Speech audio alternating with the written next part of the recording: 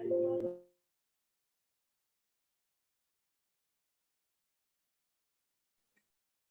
in progress.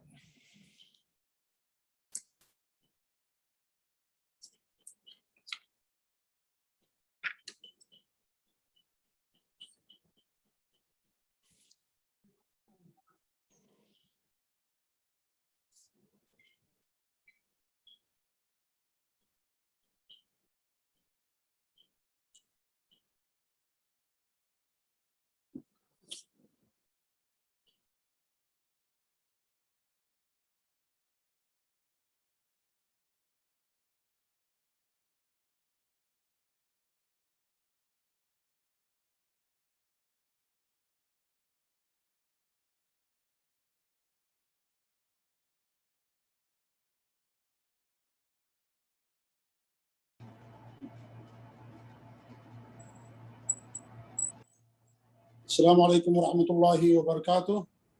الحمدللہ رب العالمین واشهد ان لا الہ الا اللہ وحدہ لا شریک لہ واشهد ان محمدا عبدہ ورسولہ وبعد.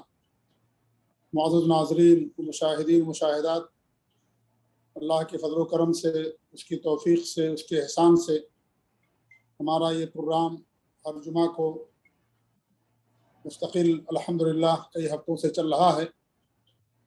ہمارے شیخ محترم تشریف لا چکے ہیں اور باب البر والصلہ کی حدیثوں کی شرح آپ کے سامنے مستقل کی جا رہی ہے. میں شیخ کا استقبال کرتا ہوں، بڑے ادب و احترام کے ساتھ شیخ سے درخواست کرتا ہوں کہ شیخ اپنے درس کا آغاز فرمائیں، اور آپ لوگوں سے گزارش ہے کہ آپ لوگ ادب و سکون کے ساتھ، دل جمعی کے ساتھ شیخ کے دروس کو سنیں، استفادہ کریں. اللہ تعالی ہم سب کو توفیق دے، آمین. وجزاکم اللہ خیر. السلام علیکم ورحمۃ اللہ وبرکاتہ.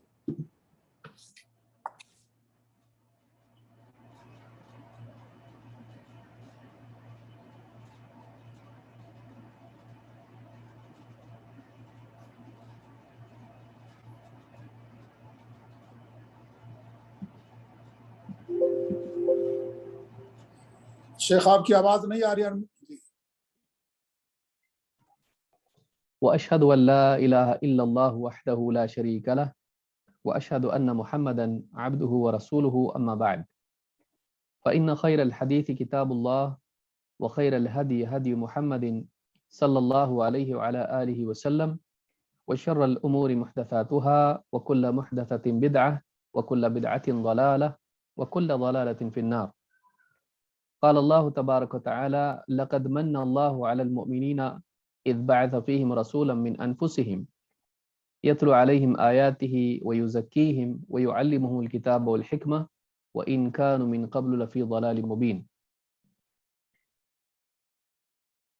قابل احترام فضیلۃ الشیخ مختار احمد مدنی حفظہ اللہ، دیگر اہل علم، میرے محترم دینی بھائیوں اور قابل احترام ماں بہنوں، اللہ رب العالمین کے احسانات میں سے ایک عظیم احسان یہ ہے کہ اللہ رب العالمین نے ہمیں اسلام جیسا عظیم الشان دین عطا فرمایا، جس میں زندگی گزارنے کے طریقے، جس میں زندگی گزارنے کے اصول انسان کو دیے گئے ہیں.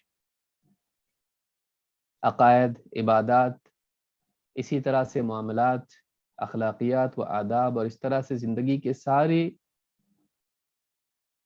معاملات میں انسان کے لیے رہنمائی موجود ہے.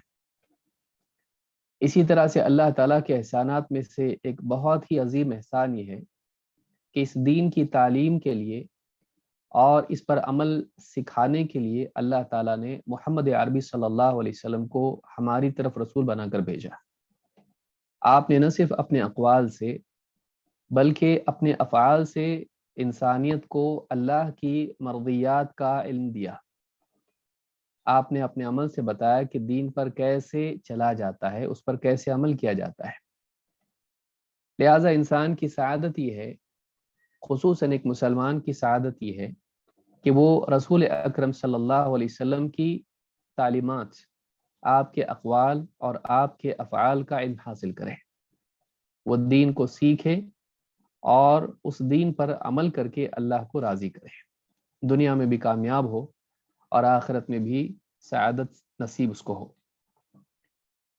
پچھلے دروس میں اخلاقیات سے متعلق باتیں ہم دیکھ رہے تھے، اور باب البر والصلہ، نیکی اور اسی طرح سے صلہ رحمی اور لوگوں کے ساتھ بھلے سلوک کے بارے میں ہم دیکھ رہے تھے۔ آج اسی سے متعلق حدیث نمبر 9، ہم اسی باب کی حدیث نمبر 9 دیکھیں گے۔ حدیث کے الفاظ ہیں: عن جابر رضی اللہ عنہ قال قال رسول اللہ صلی اللہ علیہ وسلم کل معروف صدقہ، اخرجہ البخاری۔ جابر رضی اللہ تعالیٰ عنہ سے روایت ہے، فرماتے ہیں اللہ کے رسول صلی اللہ علیہ وسلم نے ارشاد فرمایا، کل معروف صدقہ، ہر بھلائی صدقہ ہے، ہر بھلائی صدقہ ہے۔ اخرجہ البخاری، امام البخاری نے اپنی صحیح میں اس حدیث کو روایت کیا ہے۔ اس حدیث میں یہ بات بتائی گئی ہے کہ اسلام میں ہر نیکی صدقے کے برابر ہوتی ہے۔ دنیا میں بھلائی یہی مانی جاتی ہے کہ ایک انسان اپنے مال سے کسی کو کچھ دے، اس لیے کہ یہاں پر مال سے ساری چیزیں مل جاتی ہیں۔ انسان کے پاس اگر پیسہ ہو تو وہ لوگوں سے مختلف قسم کی خدمات لے سکتا ہے، اسی طرح سے اسی پیسے سے وہ دنیا کی بہت ساری منفعت کی، آرام کی، لذت کی چیزیں حاصل کر سکتا ہے۔ تو چاہے وہ چیزیں ہوں یا لوگوں کی صلاحیتیں ہوں، ان کی خدمات ہوں، پیسے کے ذریعے سے ملتا ہے۔ لیکن اس حدیث میں بتایا گیا ہے کہ ایک انسان جو بھی بھلائی کرتا ہے وہ صدقہ ہوتی ہے۔ اس سے بات سمجھ میں آتی ہے کہ ایک انسان اگر مالدار نہ ہو اور غریب بھی ہو، ایسا آدمی بھی صدقے کی نعمت حاصل کر سکتا ہے، اس نیکی کو پا سکتا ہے۔ کیونکہ انسان کے ذہن میں بات آ سکتی ہے کہ میرے پاس تو پیسہ نہیں ہے، پھر میں غریبوں کی مدد نہیں کر سکتا، تو صدقہ کرنے سے میں محروم رہا۔ پیسے نہیں ہیں تو ظاہر بات ہے زکوٰۃ تو ویسے بھی نہیں ہے، پھر صدقات بھی نہیں کر سکتا ہے۔ تو اگر کسی انسان کے پاس مال نہیں ہے تو وہ انسان دل چھوٹا نہ کرے۔ اسلام ایک ایسا عظیم الشان دین ہے، اور اللہ رب العالمین کی رحمت اتنی وسیع ہے کہ اس نے ایسے لوگوں کے لیے بھی صدقے کا ثواب حاصل کرنے کا دروازہ کھلا رکھا ہے جن کے پاس مال نہیں ہے۔ تو اس حدیث سے یہ بات معلوم ہوئی کہ دین اسلام صرف مالداروں کے لیے نہیں، غریبوں کے لیے بھی ہے، بلکہ غریبوں کے لیے اس میں بہت ساری آسانیاں ہیں۔ دوسری بات یہ کہ اسلام میں نیکی کے راستے بہت ہیں۔ ایک انسان کئی طرح کی نیکیاں کر سکتا ہے، صدقہ کئی طرح کا ہوتا ہے، صرف یہ نہیں کہ ایک انسان دوسروں پر مال خرچ کرے۔ الراغب الاصفہانی کہتے ہیں اپنی تفسیر میں مفردات القرآن، کہتے ہیں المعروف ما يستحسنه العقل ويرد به الشرع ويرد به الشرع، کہتے ہیں کہ معروف کس کو کہتے ہیں؟ معروف عربی زبان کے اعتبار سے اگر دیکھا جائے، ہمارے یہاں پر اردو میں معروف کہا جاتا ہے جو بہت مشہور اور معروف ہے، پہچانا جاتا ہے، لوگ اس کو پہچانتے ہیں۔ تو کہتے ہیں معروف کیا ہے؟ کہتے ہیں معروف وہ ہے جس کو انسان کی عقل اچھا جانے، اور جو شریعت میں جس کا اچھا ہونا وارد ہو۔ یہاں انہوں نے عقل کو پہلے رکھا ہے، اگرچہ صحیح بات یہ ہے کہ شریعت کو پہلے رکھنا چاہیے، کہ جو چیز شریعت کے اعتبار سے اچھی ہے وہ اچھی ہے، چاہے عقل میں نہ ہے۔ تو اسی لیے دوسرے علماء نے، جیسے علامہ صنعانی کہتے ہیں المعروف ضد المنکر، معروف منکر کی ضد ہے، منکر کے اپوزٹ ہے۔ منکر اس کو کہتے ہیں قوم منکرون، ابراہیم علیہ السلام کے ہاں جب فرشتے آئے تو پہچانتے نہیں تھے، تو منکر اس کو کہتے ہیں جس کو پہچانتا نہیں ہے، ہمارے جیسے غریب اس کو کہا جاتا ہے عربی زبان میں۔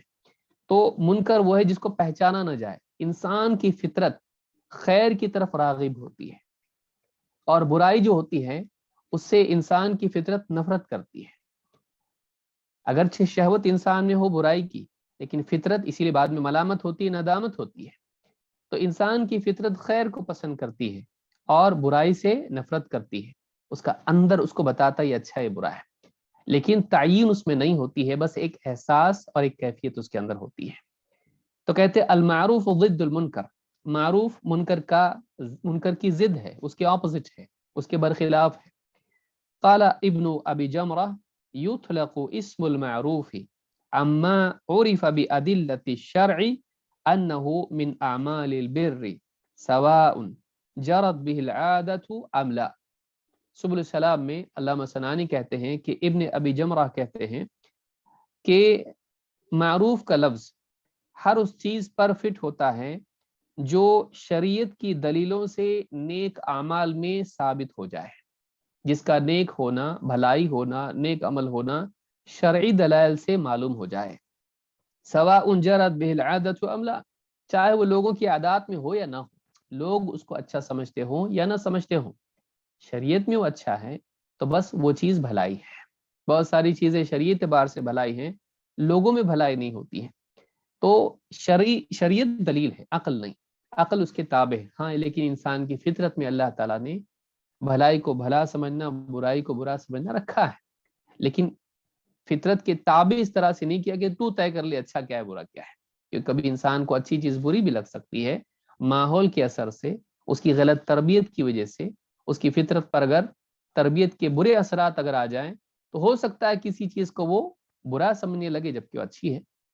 تو یہاں پر یہ بات معلوم ہوئی کہ معروف اس کو کہتے ہیں جس کو شریعت میں معروف کہا گیا ہو، بھلائی وہ ہے جس کو شریعت بھلائی قرار دے۔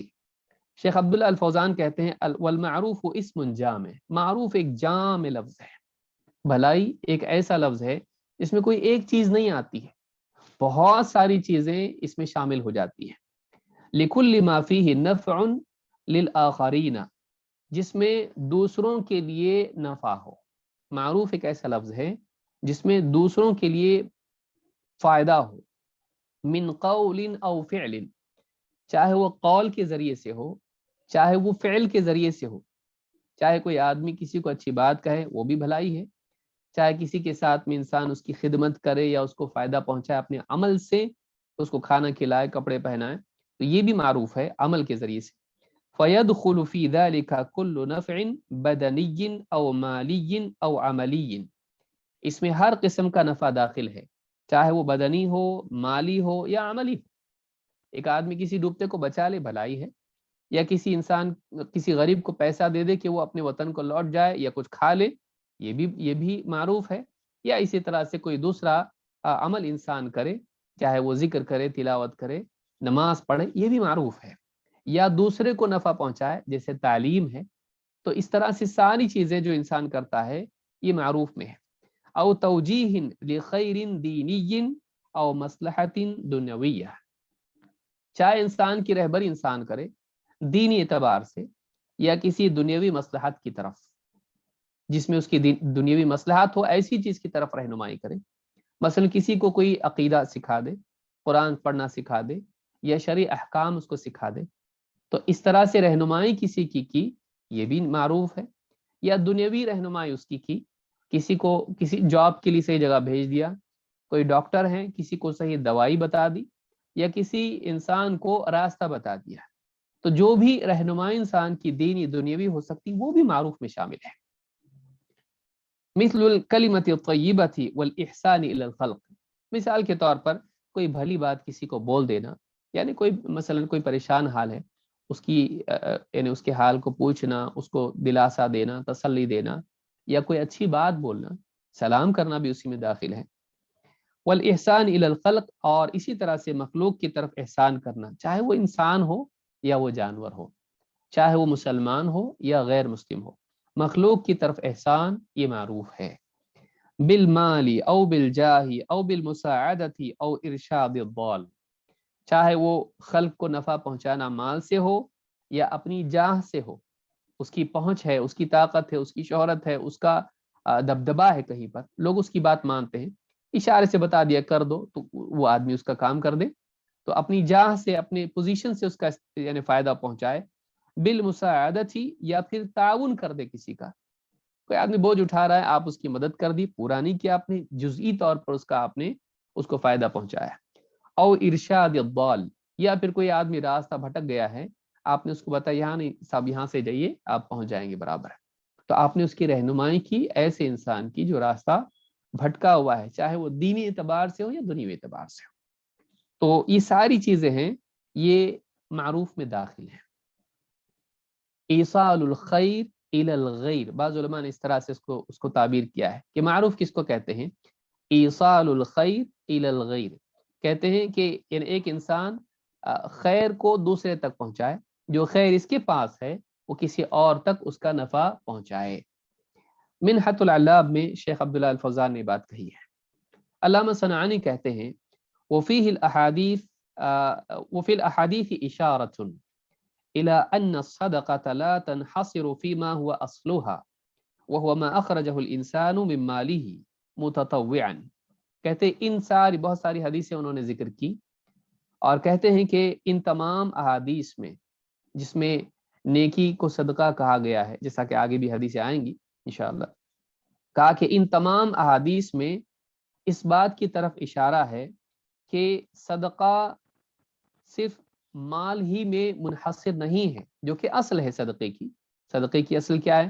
جب بھی ہم لفظ صدقہ سنتے ہیں اس سے کیا ذہن میں آتا ہے؟ کسی انسان کو پیسہ یا کوئی چیز دینا، مال دینا۔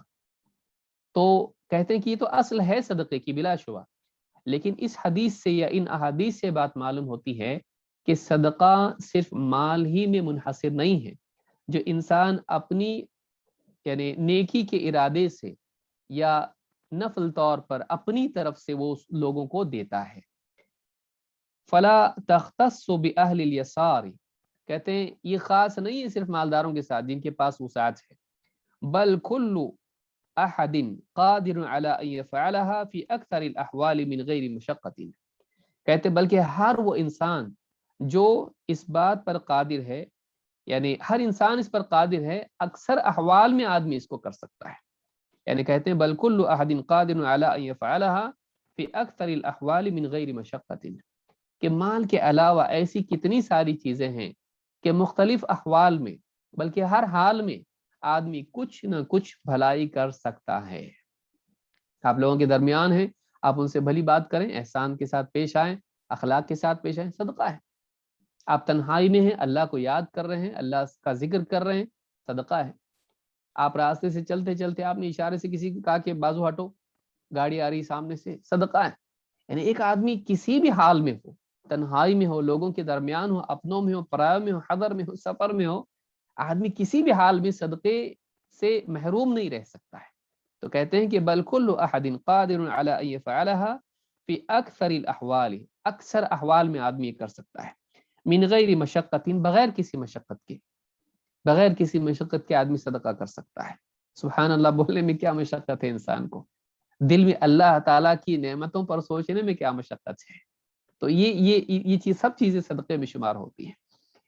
فَإِنَّ كُلَّ شَيْءٍ يَفْعَلُهُ الْإِنسَانُ أَوْ يَقُولُهُ مِنَ الْخَيْرِ يُكْتَبُ لَهُ بِهِ صَدَقَةٌ، کہتے ہیں بلکہ ہر وہ چیز جو انسان کرتا ہے یا کہتا ہے جو خیر ہو وہ صدقہ ہے۔ ہر بھلی چیز جو انسان اپنے قول یا اپنے عمل سے کرے وہ صدقہ ہے۔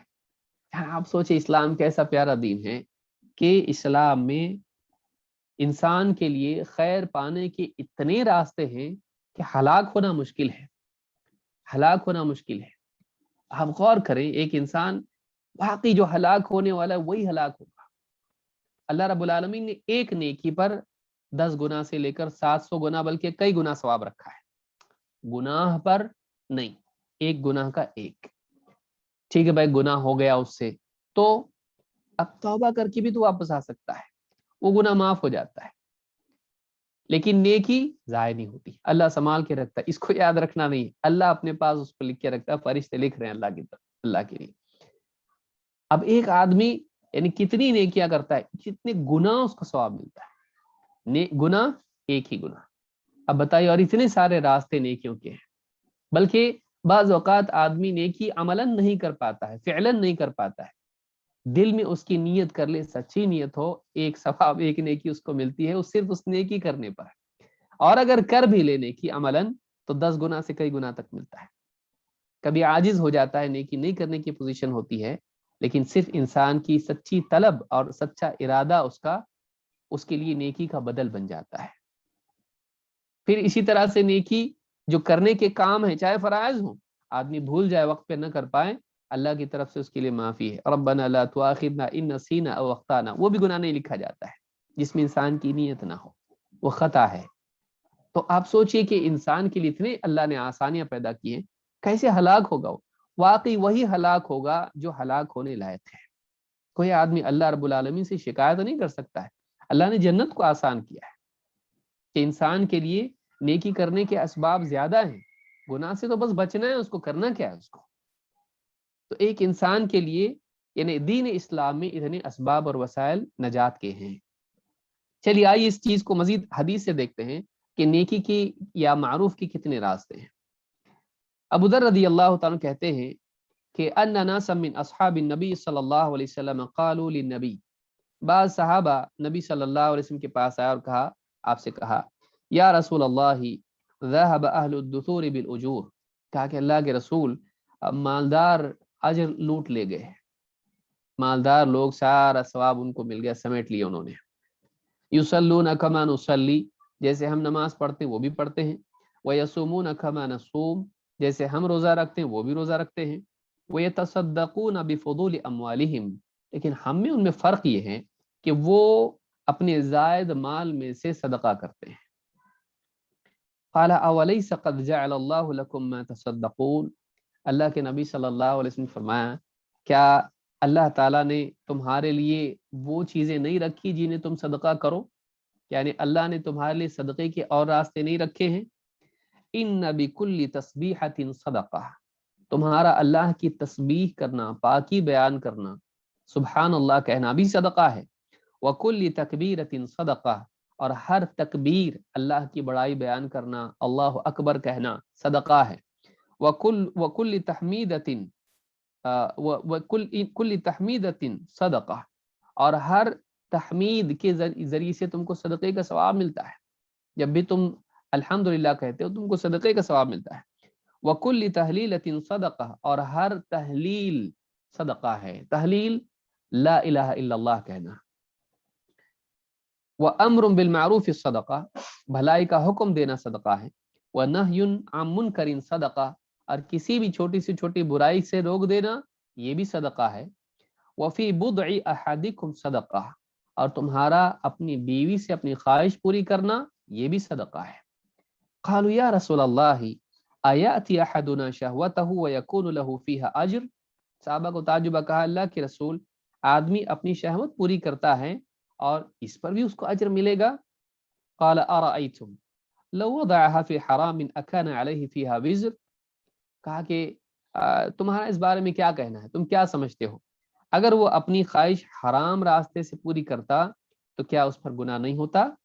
فَكَذَلِكَ إِذَا وَضَعَهَا فِي الْحَلَالِ كَانَ لَهُ أَجْرٌ، بس اسی طرح سے جب اس نے حلال طریقے سے اپنی خواہش پوری کی تو اس کے لیے اجر ضرور ہے۔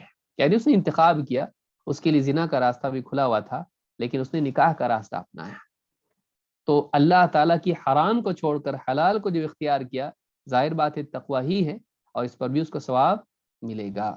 تو امام مسلم نے کتاب الزکاہ میں اس کو روایت کیا، حدیث نمبر 1006۔ اس میں آپ دیکھیں کہ سبحان اللہ، الحمدللہ، لا الہ الا اللہ، اللہ اکبر کہنا صدقہ ہے، بھلائی کا حکم دینا، برائی سے روکنا صدقہ ہے، بلکہ انسان کا اپنی ذاتی زندگی میں اپنی ذاتی خواہشات و ضروریات کو پورا کرنا، حرام سے بچتے ہوئے حلال کے راستے کو تھامے رہنا، اپنے دائرے کو پکڑے رہنا، حلال کے دائرے میں اپنے کو قید ماننا کہ میرے لیے اتنا ہی دائرہ ہے، اور اس میں اپنی ضرورتیں پوری کرنا اللہ کی شریعت کے تابع ہو کر، یہ بھی صدقہ ہے۔ اس سے بڑھ کے اور کیا ہو سکتا ہے کہ اللہ رب العالمین ایک مومن بندے کو حلال کے اختیار کرنے پر جو کہ اس کی ضرورت ہے اس پر بھی اس کو صدقے کا ثواب دے، شرط ہے کہ وہ یہ جانے کہ نہیں وہ میرے لیے حرام ہے، یہ حلال ہے، مجھ کو حلال کا پابند بننا ہے، حرام میں نہیں جانا ہے۔ اس بنیاد پر اگر وہ اپنی ذاتی ضروریات بھی پوری کرے تو ایسا انسان کھانے پینے لباس اپنی ضروریات میں اس پہ بھی اس کو ثواب ملے گا۔ بتائیے کتنا ثواب انسان کے پاس ہو سکتا ہے؟ شرط یہ ہے کہ اس کی نیت ہو، اس کی نیت ہونی چاہیے۔ تو یہاں پر یہ بات ہم کو معلوم ہے کہ صدقے کے راستے بہت زیادہ ہیں۔ اسی طرح سے ایک اور حدیث ہم دیکھ لیتے ہیں، اللہ کے رسول صلی اللہ علیہ وسلم فرماتے ہیں، کل سلام من الناس علیہ صدقہ، آدمی کے ہر جوڑ پر اللہ کی طرف سے صدقہ کرنا ضروری ہے۔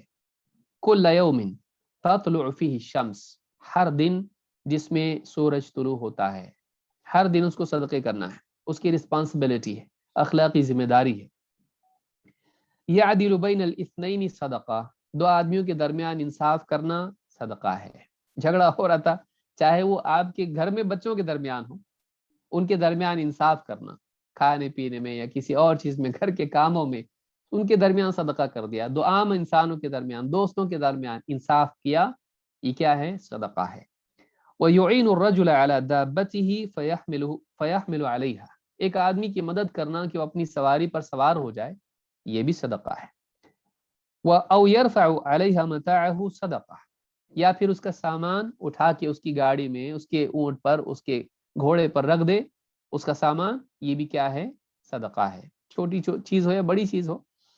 वल कलिमतु तय्यिबतु सदका, अच्छी बात बोलना भी सदका है, चाहे वो अच्छी बात इबादात की कबील से हो या फिर लोगों से कलाम की कबील से हो।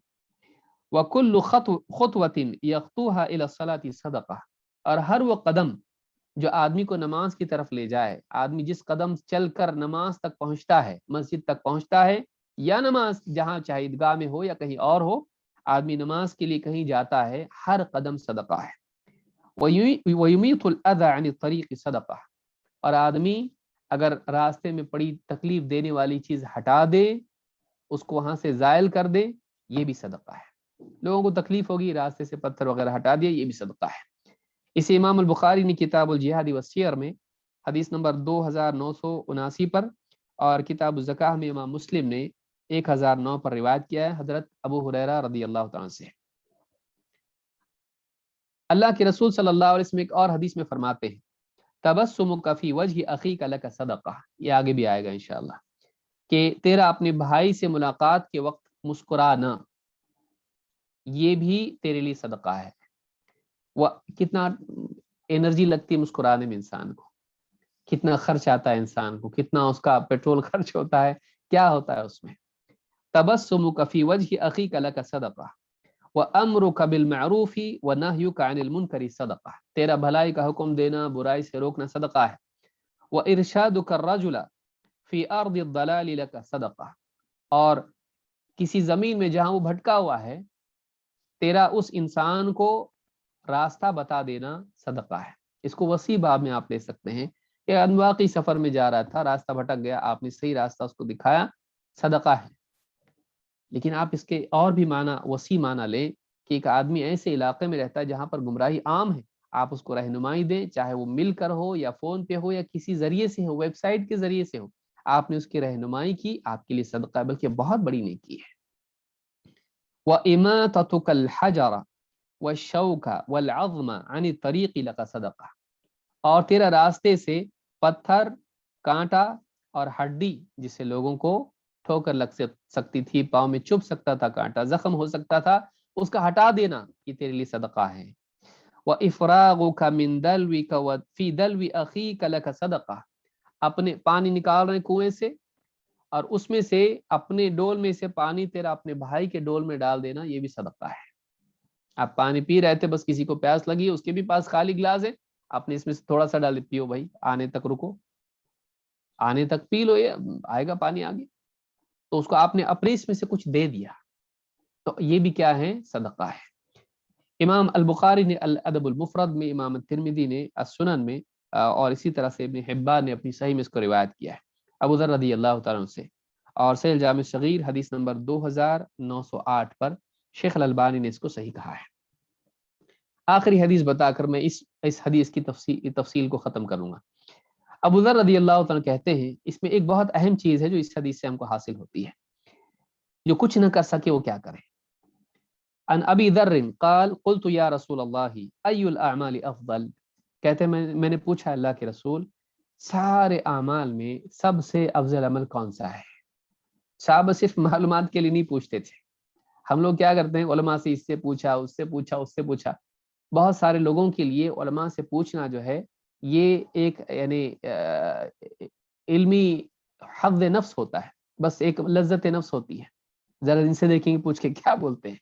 साहबा ऐसा नहीं करते थे, साहबा का मकसूद उलमा कहते हैं अमल होता था, इसलिए वो अमल के बारे में पूछते थे, बहस मुबाहसा नहीं करते थे। کہا ای الاعمال افضل، کہا اللہ کے رسول سارے اعمال میں سب سے افضل کون سا عمل ہے؟ قال الایمان باللہ والجہاد فی سبیلہ، اللہ پر ایمان لانا اور اللہ کی راہ میں جہاد کرنا۔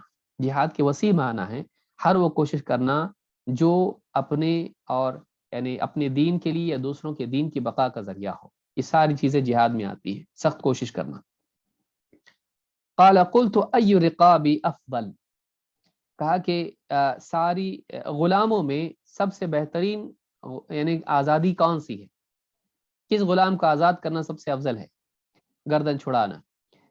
قال انفسها عند اہلها واکثرها ثمنا، وہ غلام آزاد کرنا سب سے بہترین چیز ہے، وہ غلام جو تیرے گھر والوں کے نزدیک سب سے زیادہ اچھا ہو، خدمت کرنے والا، اچھے مزاج والا اور ایماندار وفادار، اور بہت ساری چیزیں اس میں ہیں۔ انفسها عند اہلها واکثرها ثمنا، اور جسے بیچا جائے تو اس کی قیمت بہت آئے گی۔ اس زمانے میں غلام تھے، بیچے جاتے تھے، آج نہیں ہے، لیکن یہ قیامت تک کے لیے جنگیں وغیرہ ہوتی ہیں تو اس میں غلام ہوتے ہیں، پھر سارے احکام بھی اس کے ہیں۔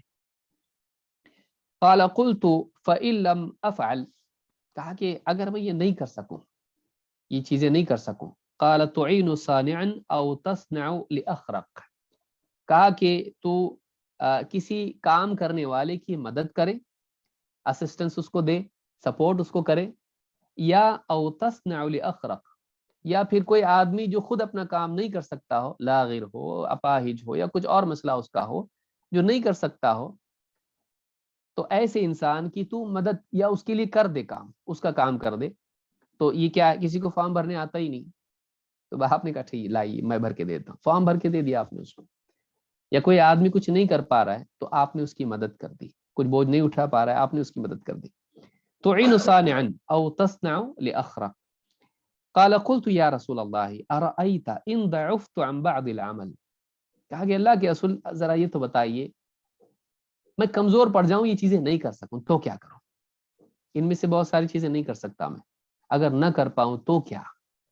قال تکف شرک عن الناس فإنها صدقة منك على نفسك، کہا کہ پھر تم اپنے شر سے دوسروں کو محفوظ رکھو، اپنے شر سے دوسروں کو محفوظ رکھو، اپنی تکلیف کسی اور کو تکلیف نہ پہنچاؤ، یہ بھی تمہارا اپنے آپ پر اپنی طرف سے صدقہ ہے، یہ بھی صدقہ ہے کہ تم کسی کو نقصان نہیں پہنچاؤ، اپنے شر کو اپنے تک روکے رکھو۔ ہر انسان کے اندر شر ہوتا ہے، ہر انسان کے اندر کچھ نہ کچھ ایسی چیزیں ہوتی جس سے وہ دوسروں کو نقصان پہنچا سکتا ہے، غصہ آتا ہے اس کو، کبھی کچھ کر سکتا ہے، کہا کہ اپنے شر سے دوسروں کو محفوظ رکھو، فإنها صدقة منك على نفسك، یہ تیری طرف سے خود تیرے اوپر صدقہ ہے، یہ تیری طرف سے تیرے اوپر صدقہ ہے۔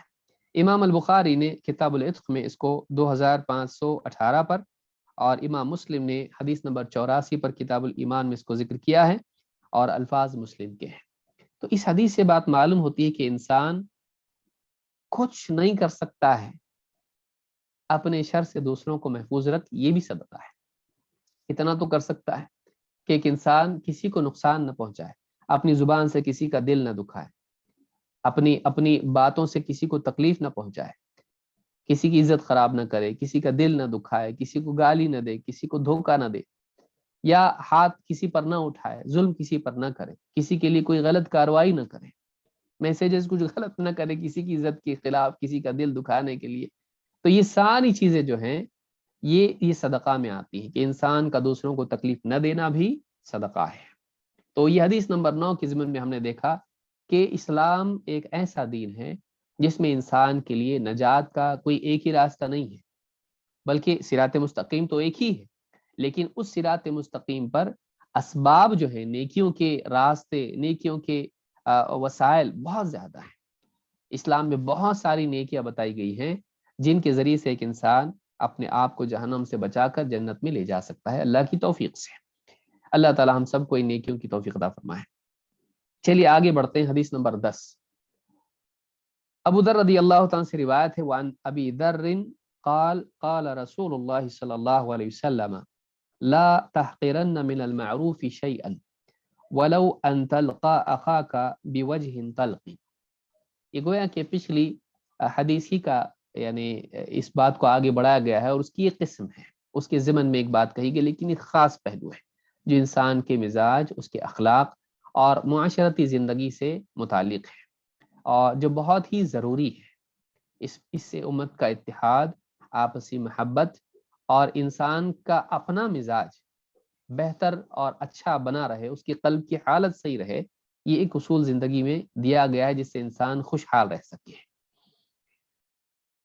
ابو ذر رضی اللہ تعالیٰ عنہ سے روایت ہے، کہتے ہیں قال رسول اللہ صلی اللہ علیہ وسلم، اللہ کے رسول صلی اللہ علیہ وسلم نے فرمایا، لا تحقرن من المعروف شیئا، کسی بھی نیکی کو کمتر مت سمجھو، کسی بھی نیکی کی حقارت تمہارے دل میں نہیں ہونا چاہیے، یعنی یہ کہ بہت بڑی چیز نہیں ہے، ایسا نہیں، تمہارے دل میں کسی نیکی کو تم چھوٹا مت سمجھو۔ وَلَوْ أَن تَلْقَى أَخَاكَ بِوَجْهٍ طَلْقٍ، چاہے وہ نیکی یہ ہو کہ تم اپنے بھائی سے خوش مزاجی کے ساتھ ملو، کشادہ روئی کے ساتھ ملو، ایک انسان جو کھلے چہرے کے ساتھ ملی، یوں نہیں کہ ایک دم چہرہ یوں کیا ہوا ہو، بالکل سمیٹے ہوئے، غصے میں ایک دم پیشانی پہ بل پڑے ہوئے اور اس طرح سے ملا، کیا ہو، کیوں آئے، کیوں مل رہے تم لوگ مجھ سے، ایسا نہیں، بلکہ ایک انسان لوگوں سے ملے، خوش مزاجی کے ساتھ ملے۔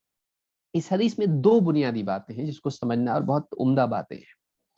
ایک یہ کہ انسان کو ہر نیکی کی قدر کرنا چاہیے، کسی نیکی کو چھوٹا نہیں سمجھنا چاہیے کہ میں بہت ٹاپ لیول کا انسان ہوں، میں بڑی بڑی نیکیاں کرتا ہوں، نہیں، نیکی چھوٹی بڑی مراتب ہیں دین میں، اور کسی نیکی کو انسان چھوٹا نہ سمجھے، کیونکہ جس انسان کو انسان کمتر سمجھتا ہے اس کو کھو دیتا ہے، جس انسان کی قدر کرتا ہے اس کو سنبھالتا ہے، اس کو پانے کی کوشش کرتا ہے، اور چھوٹی چھوٹی نیکیاں مل کے بڑی چیز بنتی، بلکہ انسان کا مزاج بہتر بنتا ہے جب آدمی مسلسل نیکیوں کا عادی ہوتا ہے، اور نیکی کو کم سمجھنا اس سے محرومی کا سب سے بڑا ذریعہ ہے، پہلا قدم ہے، سمجھ لیجیے۔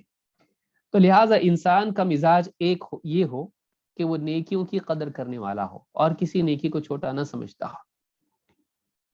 دوسری بات یہ کہ لوگوں سے ملاقات کے وقت میں اس کے پاس خوش مزاجی ہو، وہ سماج میں رہے، لوگوں سے ملے جلے، تو ایک دم گھمنڈ کے چہرے کے ساتھ میں، اور ایک دم ایسا جیسے میں بہت ریزروڈ ہوں اور میں بہت ہائی لیول کا ہوں، متکبر بن کے لوگوں کے ساتھ نہ ملے، بڑا بن کے نہ رہے، بلکہ اپنے آپ کو اپنے دل میں چھوٹا سمجھتا ہو اور لوگوں کی قدر کرتا ہو اور ان کے ساتھ خوش اخلاقی سے ملتا ہو، تیرے دکھ تیرے پاس رکھ، تیرا ٹینشن تیرے پاس رکھ، آفس میں یہ ہو رہا ہے، گھر میں یہ ہو رہا ہے، فلاں چیز ہو رہی، ٹھیک ہے، اچھی بات ہے، ہو رہا ہے، سب کون پریشان نہیں ہے بھائی، انبیاء سے لے کر مسلمان عام انسان تک اور عام انسان سے لے کے غیر مسلم تک کون پریشان نہیں ہے، سب پریشان ہے۔ اگر ہر انسان ملاقات کے وقت میں اپنی پریشانی دوسروں پر انڈیلنے لگے تو سماج جہنم بن جائے گا۔ ایک انسان اپنی پریشانیوں کے باوجود لوگوں سے جب ملاقات کرے تو وہ خوش مزاجی کے ساتھ ان لمحات سے محظوظ ہو، تاکہ وہ کم سے کم اس کے لیے صحرا میں بالکل یعنی آسانی دخلستان کی طرح ہو جائے، وہ کچھ لمحات جو لوگوں کے ساتھ رہتا ہے وہ خوش اخلاقی کے ذریعے سے اس کے لیے ثواب کا بھی ذریعہ بنے اور اس کے غم کو ہلکا کرنے کا بھی ذریعہ بنے۔ تو اس حدیث میں دو باتیں بیان ہوئی، اس کو ہم سمجھنے کی کوشش کریں گے انشاءاللہ آج کے درس میں۔ پہلی بات، اللہ کے رسول صلی اللہ علیہ وسلم فرماتے ہیں، لا تحقرن من المعروف شیئا، کسی بھی نیکی کو حقیر مت سمجھو۔ قاضی ایاز کہتے ہیں اکمال المعلم میں، کہتے ہیں فیہ الحض علی فعل الخیر قل او کثر والا تحقر منہ شیئا، کہتے ہیں اس حدیث میں اس بات کی ترغیب ہے کہ انسان خیر کے کاموں کو کرے، چاہے وہ چھوٹے ہوں یا بڑے ہوں، وہ خیر کا کام ضرور کرے، چھوٹا ہو تو بھی کرے، چھوٹا نہیں ہو جائے گا وہ۔ بعض لوگوں کا کیسے رہتا ہے، ہم بڑی بڑی نیکیاں کرتے ہیں، چھوٹی چھوٹی نیکیاں ہم نہیں کریں گے، اور یہ ہوتا ہے۔ بعض اوقات آدمی اسلام میں داخل ہوتا ہے یا ایک آدمی دین کی طرف آتا بے دینی سے، وہ چھوٹی چھوٹی سنتوں پہ عمل کرتا ہے، کوئی سنت چھوٹی نہیں ہوتی ہے لیکن آسان ہوتی ہے۔ چیزوں کا بعض اوقات آسان ہونا اور شہرت سے دور ہونا، انسان ان چیزوں کو چھوٹا سمجھ لیتا ہے۔ تو شروعات میں تو آدمی چھوٹی چھوٹی چھوٹی ہر ارے آج ایک بات معلوم ہوئی، فلاں چیز معلوم ہوئی، یہ بھی دین ہے، یہ بھی سنت ہے، یہ بھی نیکی ہے، آدمی اس کو کرتا ہے۔ لیکن ایک وقت کے بعد جب وہ پروفیشنل دیندار ہو جاتا ہے، وہ سالوں سال عادی دیندار کا ہو گیا، اس کے بعد وہ کیا کرتا ہے، تو ہم پہلے کرتے تھے یہ، لیکن اب وہ کیا کرتا ہے، اس چیز کو دین سمجھ کے نہیں کرتا ہے، وہ بچوں کے لیے ہے، وہ فلاں کے لیے ہے، وہ نئے نئے لوگوں کے لیے، میرے لیے نہیں ہے۔ کیوں نہیں ہے؟ نیکی نیکی ہے، چاہے وہ چھوٹی ہو یا بڑی ہو، کیونکہ ہر نیکی، اس کی نیکی کا قیمتی ہونا اسی سے معلوم ہوتا ہے کہ اللہ اس سے خوش ہوتا ہے، اللہ اس سے راضی ہوتا ہے، اس پر ثواب ملتا ہے، جنت سے وہ قریب کرتی ہے۔ اس سے بڑھ کے کیا؟ ایک قدم کیا چھوٹا ہے، ایک قدم چھوٹا ہے، ٹھیک ہے، چھلانگ بہت بڑی ہے، ایک قدم اگر آپ کو جنت سے قریب کرتا ہے تو ایک قدم بھی قیمتی ہے۔ ایک ایک ایک ایک ایک ایک قدم کر کے تو آدمی جنت میں جائے گا، تو ایک قدم چھوٹا نہیں ہوتا ہے، ہر قدم آدمی کو جنت سے قریب کرتا ہے۔ اس طرح سے ہر نیکی انسان کو جنت سے قریب کرتی ہے۔ یہاں اس مزاج کو توڑا گیا ہے کہ ایک انسان یہ سمجھنے لگے کہ چھوٹی موٹی نیکیاں ہم لوگ نہیں کرتے، ہم لوگ بہت بڑے مجاہدے والے لوگ ہیں، ہم لوگ ہائی لیول کی نیکیاں کرتے ہیں۔ نہیں، کہا کہ فیہ الحض علی فعل الخیر قل او کثر، تھوڑا ہو یا زیادہ ہو کام، نیکی کا کام، اس کی ترغیب ہے، وَأَلَّا تَحْقِرَ مِنْهُ شَيْئًا، کہ آدمی کسی بھی نیکی کو حقیر نہ سمجھے۔ شیخ محمد ابن علی ابن آدم الاثیوبی کہتے ہیں وَمِنْهَا النَّهْيُ عَنِ التَّهَاوُنِ بِالْمَعْرُوفِ وَإِنْ قَلَّ، اس حدیث میں اس بات کی ترغیب ہے کہ آدمی نیکی کے کاموں کو کمتر نہ سمجھے، چاہے وہ تھوڑے کیوں نہ ہو، چھوٹے کیوں نہ ہو۔ البحر المحیط میں انہوں نے بات کہی ہے۔ قرآن کریم میں بھی اللہ تعالیٰ فرماتا ہے وَمَا تَفْعَلُوا مِنْ خَيْرٍ فَإِنَّ اللَّهَ بِهِ عَلِيمٌ، تم کوئی بھی بھلائی کا کام کرو، یہ بات اچھی سے یاد رکھو کہ اللہ کو اس کا علم ہوتا ہے، اللہ جانتا ہے۔ یعنی من خیر میں تقلیل کا انداز ہے کہ چاہے کچھ بھی نیکی تمہاری ہو، چھوٹی سی چھوٹی نیکی کیوں نہ ہو، اللہ کو معلوم ہوتی ہے۔ اس سے بڑھ کے انسان کے لیے سعادت کیا ہوگی کہ وہ کوئی چھوٹی سی نیکی بھی کرے تو اللہ رب العالمین اس سے راضی ہو، اس سے خوش ہو، اس کو اجر دے، اس کا قرب اس کو نصیب ہو۔ بندے کو اللہ کا قرب نصیب ہونا، اس سے بڑھ کے بات کیا ہوگی، چاہے وہ نیکی چھوٹی کیوں نہ ہو۔ اللہ سے تھوڑا قریب ہونا بھی کتنی بڑی بات ہے، اور اس طرح سے قرب کے منازل انسان قرب کی منازل طے کرتا چلا جائے۔ سورۃ البقرہ آیت نمبر 215۔ اسی طرح سے اللہ نے فرمایا وَمَا يَفْعَلُوا مِنْ خَيْرٍ فَلَنْ يُكْفَرُوهُ وَاللَّهُ عَلِيمٌ بِالْمُتَّقِينَ، جو بھی وہ خیر کا کام کریں، اللہ فَلَنْ يُكْفَرُوهُ، ان کی ناقدری نہیں کی جائے گی، ان کو محروم نہیں کیا جائے گا، چاہے وہ کتنا ہی چھوٹا کام کیوں نہ ہو، وہ محروم نہیں رہیں گے، وہ پائیں گے، اس کا بدلہ پائیں گے، اللہ کا قرب پائیں گے، اللہ کا انعام، اس کی رضا پائیں گے۔ وَمَا يَفْعَلُوا مِنْ خَيْرٍ فَلَنْ يُكْفَرُوهُ، عام لوگوں کا حال یہ ہوتا ہے کہ کوئی بڑی چیز کہے تو سراہتے ہیں، چھوٹی موٹی چیز ہو تو کوئی اس کی قدر نہیں کرتا ہے۔ مثلا خواتین روزانہ کھانا پکاتی ہیں گھر کے اندر، کون قدر کرتا ہے؟ کوئی شوہر بولے گا ماشاءاللہ تم نے آج بہت بہت شکریہ، تم نے آج کھلایا پلایا مجھ کو۔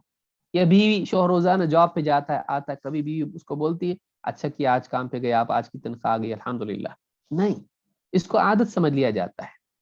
تو انسان کا یہ حال ہے، اللہ کا معاملہ ایسا نہیں ہے۔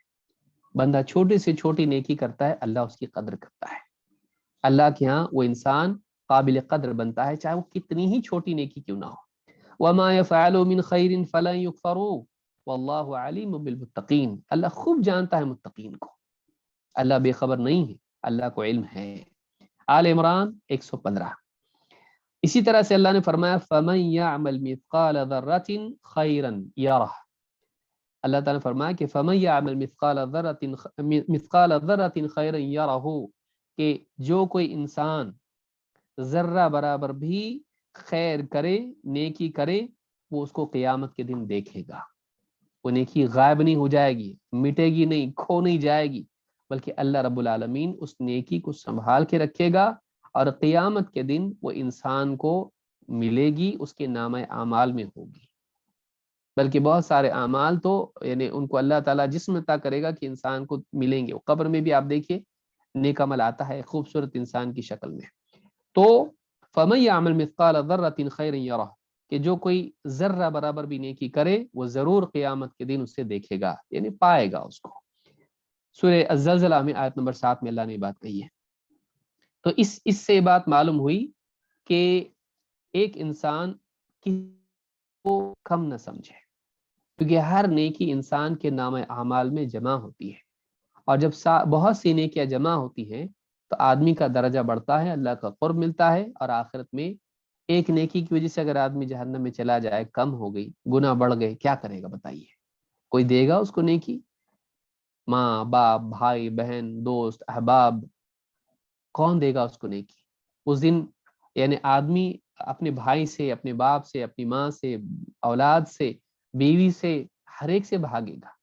اس دن کوئی کسی کے کام نہیں آئے گا۔ اس دن انسان کے پاس نیکیاں ہوں گی، وہ بچے گا۔ لہٰذا انسان کو کسی بھی نیکی کو چھوڑنا نہیں چاہیے یہ سمجھ کے کہ وہ چھوٹی ہے۔ موقع ہے کر لو، موقع ہے کر لو۔ بستر پر لیٹا ہے آدمی مثال کے طور پر، کچھ نہیں کر رہا ہے، واٹس ایپ چیک کر رہا ہے، فیس بک، یہ وہ فضول، اس کی بجائے کچھ لمحات اپنی زندگی کا محاسبہ کرے، اللہ کے احسانات کو یاد کرے، اپنی کوتاہیوں پر روئے، اللہ کا شکر ادا کرے دین اسلام پر، محمد عربی صلی اللہ علیہ وسلم کی رسالت پر، کیسا رسول دیا، قرآن پر کیسی کتاب دی، صحت پر، اور اللہ تعالیٰ نے وقت دیا، فرصت فراغت دی، اور عبادت اگر کی ہے تو نماز پڑھی، عشاء کی، اللہ بہت احسان تیرا، توفیق دی ہے کچھ ہماری زندگی میں، کہ اچھے خیالات انسان کو آتے رہیں، ایسا سوچتا رہے انسان، یہ نیکی نہیں ہے۔ تو انسان کو چاہیے کہ اپنی قلب کو ہمیشہ معمور رکھے اچھے خیالات سے، جن کے ذریعے سے اس کو دنیا میں بھی سکون ملے اور آخرت میں بھی سکون والی جنت نصیب ہو۔ تو وقت ہو گیا ہے، تو یہ پہلا حصہ حدیث کا ہے۔ جیسے اذان ہوگی میں انشاءاللہ رک جاؤں گا۔ دوسرا حصہ ہے وَلَوْ أَن تَلْقَى أَخَاكَ بِوَجْهٍ طَلْقٍ، کسی نیکی کو حقیر مت سمجھ، چاہے وہ اپنے مسلمان بھائی سے خوش اخلاقی سے ملاقات ہی کیوں نہ ہو، خوش دلی سے ملاقات ہی کیوں نہ ہو۔ وجہ طلق، کشادہ پیشانی جس کو آپ کہیں، کشادہ روئی جس کو آپ کہیں، کھلے ہوئے چہرے کے ساتھ میں، کھنچا ہوا چہرہ نہیں، ناپسندیدگی کا اظہار اس میں نہ ہو، خوشی کا اظہار ہو ملاقات کے وقت میں۔ اس طرح سے ملنا بھی کیا ہے؟ یہ بھی نیکی ہے، بلکہ بہت بڑی نیکی ہے، معمولی نہیں ہے۔ امام النووی رحمۃ اللہ علیہ فرماتے ہیں فیہ الحث علی فضل المعروف، اس حدیث میں نیکی کی ترغیب ہے، وما تیسر منہ وان قل حتی طلاقۃ الوجہ عند اللقاء، کہتے ہیں کہ اس میں نیکیوں کے کرنے کی ترغیب ہے، جو بھی ممکن انسان سے ہو، جو بھی بن پڑے انسان سے، آدمی نیکی کر لے، چاہے وہ چھوٹی نیکی یا کم نیکی کیوں نہ ہو۔ حتی طلاقۃ الوجہ عند اللقاء، چاہے وہ ملاقات کے وقت میں لوگوں سے کشادہ روی سے ملنا کیوں نہ ہو۔ امام نووی نے بات شرح مسلم میں کہی ہے۔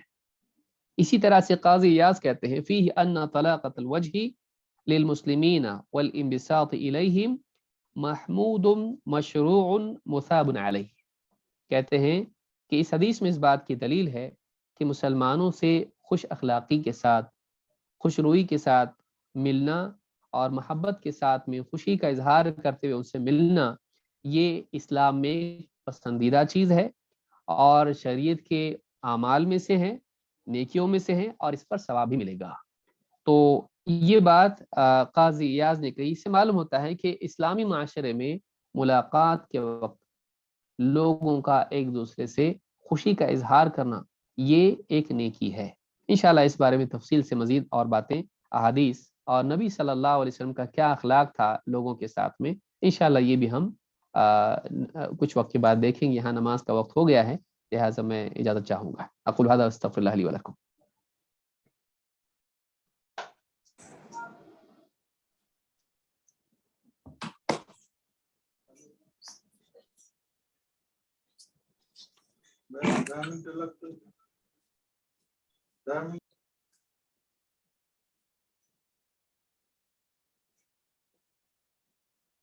اللہ تعالیٰ شیخ محترم کو جزائے خیر عطا فرمائے۔ وہاں نماز کا وقت ہو گیا ہے، تو نماز پڑھ کر کے شیخ انشاءاللہ پھر اپنے درس کو جاری کریں گے۔ تب تک کے لیے اگر ہمارے بھائیوں کے پاس کوئی سوال ہے تو وہ کر سکتے ہیں، انشاءاللہ کتاب و سنت کی روشنی میں جواب دینے کی کوشش کی جائے گی۔ جزاکم اللہ خیر۔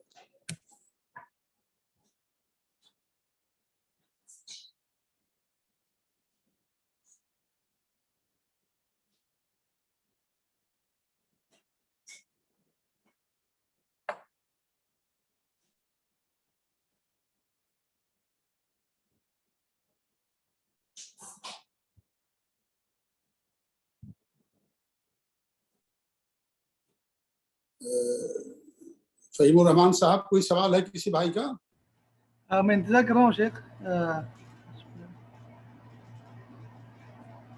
جی جی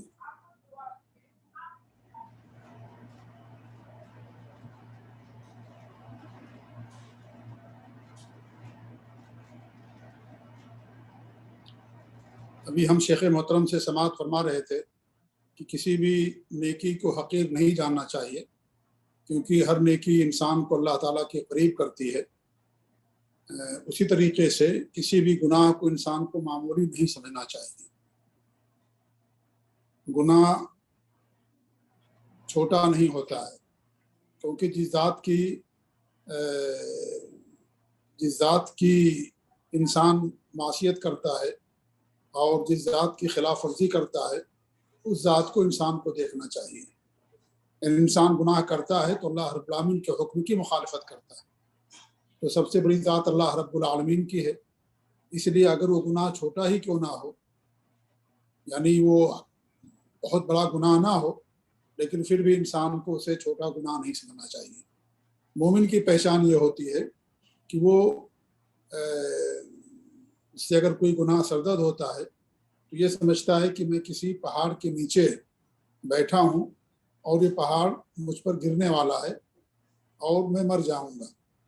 جو منافق ہوتا ہے یہ سمجھتا ہے کہ اس کے ناک پر کوئی مکھی بیٹھی اور اس نے مکھی کو ہٹا دیا، جیسا کہ صحابہ نے اس کی مثال دی ہے اور اس طریقے سمجھانے کی کوشش کی ہے. جی ایک سوال آتا ہے. جی ایک بہن کا سوال ہے کہ مجھے غصہ بہت زیادہ آتا ہے، غصے کا اصلی علاج کیا ہے اور غصہ کیسے ختم کیا جائے؟ مجھے بہت غصہ آتا ہے اور پھر مجھے بعد میں افسوس ہوتا ہے. دیکھیے غصہ آپ کو بہت آتا ہے تو اس کا علاج کیا ہے؟ اس کا علاج تو یہ ہے کہ آپ سب سے پہلے اس بات پر قناعت کریں کہ غصہ اچھی چیز نہیں ہے، اور اس کا جو علاج بتایا گیا ہے وہ یہ ہے کہ جب انسان غصہ آئے تو اعوذ باللہ من الشیطان الرجیم پڑھے اور اس طریقے سے اس جگہ کو چھوڑ دے. اگر وہ کھڑا ہے تو بیٹھ جائے، زمین پر لیٹ جائے، یا اس طریقے سے وضو کر لے. تو ان تمام چیزوں سے انسان کا غصہ جو ہے ٹھنڈا ہوتا ہے، دور ہوتا ہے. اور پھر یہ سوچیں کہ غصہ نہ کرنے کے کتنے بڑے فائدے ہیں. اللہ کے رسول صلی اللہ علیہ وسلم کی حدیث ہے کہ جو انسان غصہ کرتا ہے، جو انسان انتقام نہ لے اور چھوڑ دے، معاف کر دے، تو اللہ تعالیٰ قیامت کے دن اسے اختیار دے گا کہ حوروں میں سے جس کو چاہو اس کو اپنے لیے منتخب کر لو. اور ہمارے نبی صلی اللہ علیہ وسلم کے پاس ایک صحابی تشریف لائے تو ہمارے نبی نے فرمایا، انہوں نے کہا کہ وصیت کیجیے. تو ہمارے نبی نے کہا کہ لا تغضب، تم غصہ نہ کرو، غصہ نہ کرو. تو آپ نے باقاعدہ ان کو وصیت فرمائی. اس طریقے سے قرآن کریم اللہ رب العالمین نے جنتیوں کے جہاں نیک اوصاف بیان کیے ہیں، انہی میں سے کیا فرمایا، والکاظمین الغیظ والعافین عن الناس، جو غصے کو پی جانے والے ہیں اور لوگوں کو معاف کر دینے والے ہیں. تو غصے پر کنٹرول کرنا چاہیے. غصہ ہر انسان کی فطرت ہے، سب کے اندر غصہ آتا ہے. لیکن غصے کے بارے میں اصل میں دو طرح کے لوگ ہیں. ایک تو یہ ہیں کہ جو حرام کاموں پر بھی غصہ نہیں کرتے، وہ چیز اچھی نہیں ہے. اگر حرام کام ہو تو اس پر انسان غصہ کرنا چاہیے. جی. اور ایک یہ ہے کہ انسان معمولی چیزوں پر بھی غصہ کر لیتا ہے. تو دو سمجھ لیجئے کہ ندی کے دو پارٹ ہیں، کوئی ایک طرف ہے تو کوئی دوسری طرف ہے. اس میں یہ ہے کہ انسان وہ چیزیں جو حرام ہیں ان میں انسان غصہ کر سکتا ہے. اللہ نے آپ کو کنٹرول دیا ہے، آپ کی اولاد ہے، آپ کی بیوی ہے، آپ کے بچے ہیں، غلط کام کرتے ہیں، حرام کام کرتے ہیں، آپ کو غصہ کرنا چاہیے. مانوی صلی اللہ علیہ وسلم غصہ ہو جاتے تھے. جی. تو ان چیزوں میں غصہ کرنا چاہیے. لیکن ہمارے یہاں اس کے برعکس ہوتا ہے، جن چیزوں میں غصہ نہیں کرنا چاہیے آدمی اس میں غصہ کرتا ہے، اور جن میں غصہ نہیں کرنا چاہیے اس میں انسان غصہ نہیں کرتا ہے. تو بہرحال غصہ جو ہے یہ کہ اچھی چیز بھی ہے اور بری چیز بھی ہے. اچھائیوں پر برائیوں پر انسان کا غصہ ہو جانا یہ ہم سے مطلوب ہے، تاکہ ہمارے بچوں کی اصلاح ہو اور جو ہمارے ماتحت ان کی اصلاح ہو. اور جو چھوٹی چھوٹی چیزیں ہیں اور دنیاوی چیزیں اس پر انسان کو غصہ ہونا، اس سے انسان کو منع کیا گیا ہے. اللہ سے دعا بھی کریں، قرآن کی تلاوت کریں، اور اس طریقے سے ان لوگوں کے ساتھ رہیں جو بردبار لوگ ہیں، اچھے لوگ ہیں، اخلاق مند لوگ ہیں، اور غصہ نہیں کرتے تو ان تمام چیزوں سے انشاءاللہ غصہ انسان کا کم ہوگا. جی شیخ سوال یہ ہے کہ کیسے اپنے اندر گھمنڈ نہ آنے دیں؟ گھمنڈ نہ آنے دیں اس کے لیے جو کمزور لوگ ہیں ان کے ساتھ اٹھے بیٹھے. جو کمزور لوگ ہیں جنہیں آپ حقیر سمجھتے ہیں، معمولی سمجھتے ہیں، آپ ان کے ساتھ اٹھیے بیٹھیے، ان کے ساتھ کھانا کھائیے، ان کے ساتھ چلیے پھریے. یہ گھمنڈ انسان کا انشاءاللہ دور ہو جائے گا. جی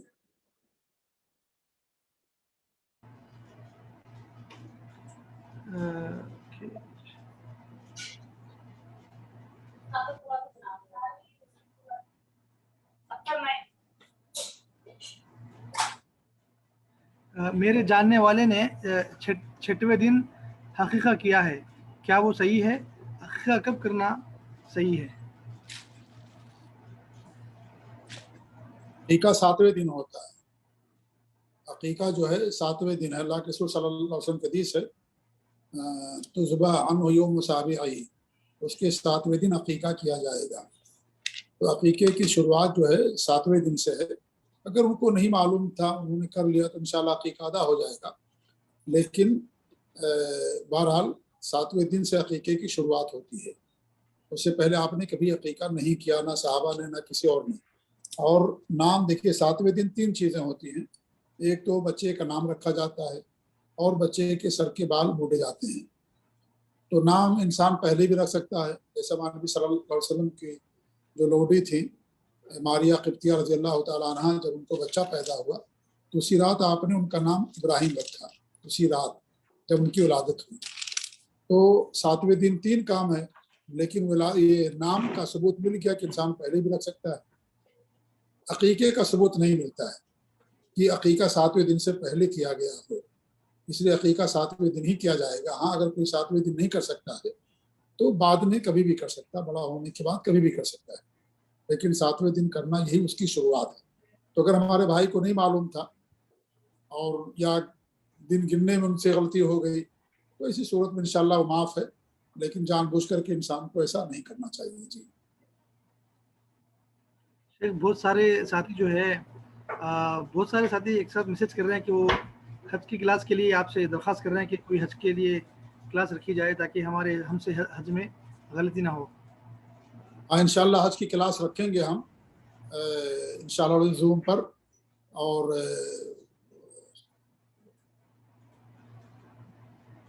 اسی ہفتے میں یا آنے والے ہفتے میں رکھیں گے انشاءاللہ، کیونکہ ابھی ٹائم ہے حج جانے میں. تو آئندہ ہفتے بھی اگر ہم رکھتے ہیں 1 تاریخ سے تو بھی انشاءاللہ جو ہے ہمارے لیے پاس ٹائم رہے گا. 3 دن کی کلاس رکھیں گے 1 گھنٹے کی انشاءاللہ یا 50 منٹ کی، مغرب سے عشاء کے درمیان. مغرب سے عشاء کے درمیان، کیونکہ جمعہ کو ہمارے یہاں شے کی کلاس ہوتی ہے. جمعہ کے دن ہم کر نہیں سکتے ہیں، اور باقی دنوں میں 4 بجے لوگ ڈیوٹی پر رہتے ہیں، ہم میں بھی نہیں کر سکتے ہیں. تو اس لیے جو ہے انشاءاللہ اتوار پیر منگل یہ 3 دن سعودی عرب کے ٹائم کے مطابق مغرب کی نماز کی بعد سے لے کر کے عشاء تک انشاءاللہ ہم کرنے کی کوشش کریں گے. جی جی ایک بہن کا سوال ہے کہ کوئی بڑے عہدے پر ہے اور بہت پریشان کر رہا ہے، کون سی دعا پڑھی جائے؟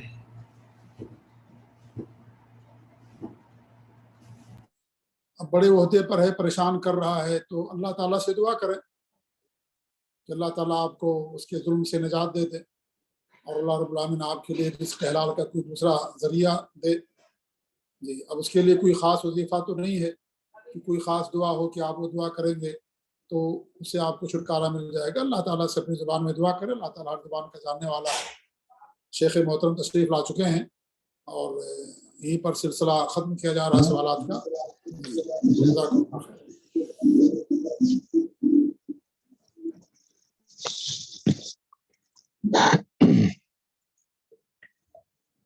الحمد للہ رب العالمین والصلاة والسلام علی سید الانبیاء والمرسلین نبینا محمد وعلی آلہ وصحبہ اجمعین، اما بعد. پچھلی مجلس میں ہم نے ایک حدیث شروع کی جس میں اللہ کے نبی صلی اللہ علیہ وسلم فرماتے ہیں لا تحقرن من المعروف شیئا ولو ان تلقى اخاك بوجه طلق. کسی نیکی کو بھی حقیر نہ سمجھ، چھوٹا نہ سمجھ، چاہے تیرا اپنے مسلمان بھائی سے خوش دلی سے، خوش اخلاقی سے خوش روئی سے ملاقات کرنا ہی کیوں نہ ہو۔ اس سے معلوم ہوتا ہے کہ اسلامی معاشرت کے آپسی ملاقات کے آداب میں سے ایک ادب یہ بھی ہے کہ ایک انسان جب لوگوں سے ملاقات کرے تو وہ خوش اخلاقی سے پیش آئے اور محبت کا اظہار کرے، خوشی کا اظہار ہو۔ اس تعلق سے مزید احادیث بھی اس باب میں آئی ہے اور یہاں مناسب ہے کہ ہم ان احادیث کا بھی مطالعہ کریں۔ اللہ کے نبی صلی اللہ علیہ وسلم کی ایک حدیث سے ایک دوسرا پہلو اس بات کا معلوم ہوتا ہے، وہ یہ کہ آپ نے فرمایا لا يحقرن احدكم شيئا من المعروف وان لم يجد فليلق اخاه بوجه طلق۔ امام الترمذی نے اس کو روایت کیا ہے، سنن الترمذی حدیث نمبر 1833، حدیث صحیح ہے۔ کیا حدیث ہے کہ کسی بھی چیز کو، نیکیوں میں سے کسی بھی چیز کو، نیکیوں میں سے کسی بھی نیکی کو تم میں سے کوئی بھی شخص حقیر نہ سمجھے۔ وَإِن لَّمْ يَجِدْ، اور اگر وہ کچھ نہ کر سکے، چھوٹی بڑی کوئی نیکی نہ کر سکے، وَإِن لَّمْ يَجِدْ فَلْيَلْقَ أَخَاهُ بِوَجْهٍ طَلْقٍ، اگر وہ کوئی نیکی نہ کر پائے تو کم سے کم یہ تو نیکی کر لے کہ وہ اپنے مسلمان بھائی سے خوش اخلاقی کے ساتھ ملے، خوش روئی کے ساتھ ملے، اچھے خوشی کے ساتھ ملے۔ تو اس حدیث سے بات معلوم ہوتی ہے کہ بہت ساری نیکی آدمی نہیں کر پاتا ہے، غریب ہے، صدقات نہیں کر سکتا ہے، یا آدمی ایسا ہے کہ بہت ساری بڑی بڑی نیکیاں سے نہیں ہو پاتی ہیں، کسی کے ساتھ احسان کا بہت بڑا سلوک وہ نہیں کر سکتا ہے، ٹھیک ہے، لیکن کم سے کم یہ تو کر سکتا ہے کہ جس مسلمان سے بھی ملے خوش اخلاقی کے ساتھ ملے۔ تو یہ جو چیز ہے یہ بھی معروف ہے اور یہ بہت آسان ہے، یہ اتنی آسان ہے کہ ہر آدمی کر سکتا ہے، اس کے لیے کوئی مشکل نہیں، کوئی ایکسٹرا ایفرٹس اس کے لیے دینے نہیں پڑتے ہیں، ہر آدمی مسکرا سکتا ہے۔ کیا مسئلہ ہے اس کے اندر؟ نہ اس میں کوئی بوجھ ہے، اور بوجھ بھی نہیں ہے، اور انسان کے لیے وہ بہترین ذریعہ ہے اس کی مزاج کی بہتری کا، بلکہ خوبصورتی ہی اصل خوبصورتی ہے۔ انسان کی سیرت کا اچھا ہونا، اس کے مزاج کا اچھا ہونا اس کی خوبصورتی ہے۔ خوبصورت انسان بھی اگر بد مزاج ہو تو بدصورت دکھائی دیتا ہے، لیکن بدصورت انسان بھی اگر خوش مزاج ہو تو خوبصورت دکھائی دیتا ہے۔ تو اصل جو یعنی زینت ہے وہ انسان کے اخلاق میں ہے، نہ کہ اس کے ظاہر میں ہے۔ اللہ کے نبی صلی اللہ علیہ وسلم فرماتے ہیں وَلَا تَحْقِرَنَّ شَيْئًا مِّنَ الْمَعْرُوفِ وَأَن تُكَلِّمَ أَخَاكَ وَأَنْتَ مُنبَسِطٌ إِلَيْهِ وَجْهُكَ إِنَّ ذَلِكَ مِنَ الْمَعْرُوفِ۔ امام ابو داؤد نے اسے روایت کیا ہے، صحیح الجامع الصغیر حدیث نمبر 7309، حدیث صحیح ہے۔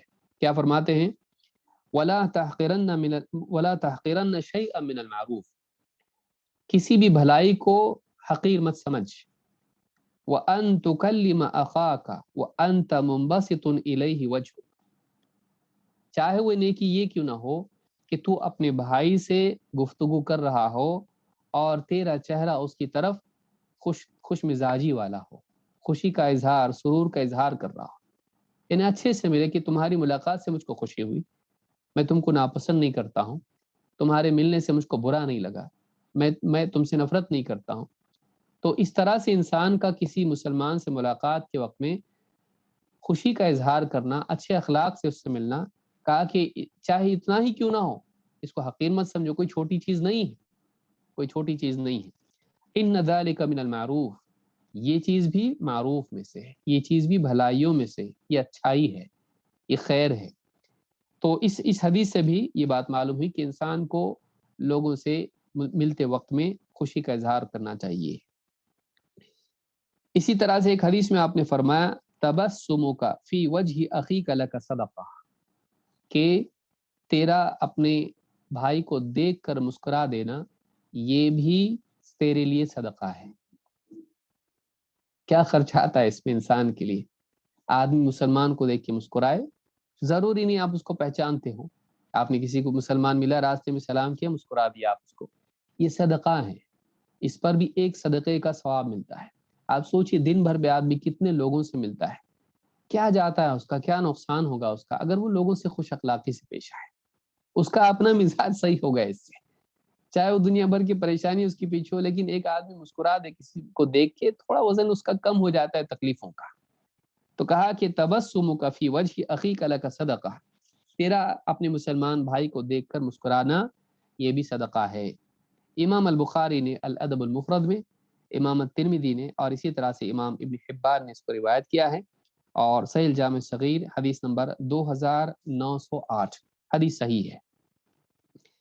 الراغب الاصفہانی کہتے ہیں قال سفیان ابن عیینہ بنی ان البر شیء ہین وجہ طلیق وکلام لین۔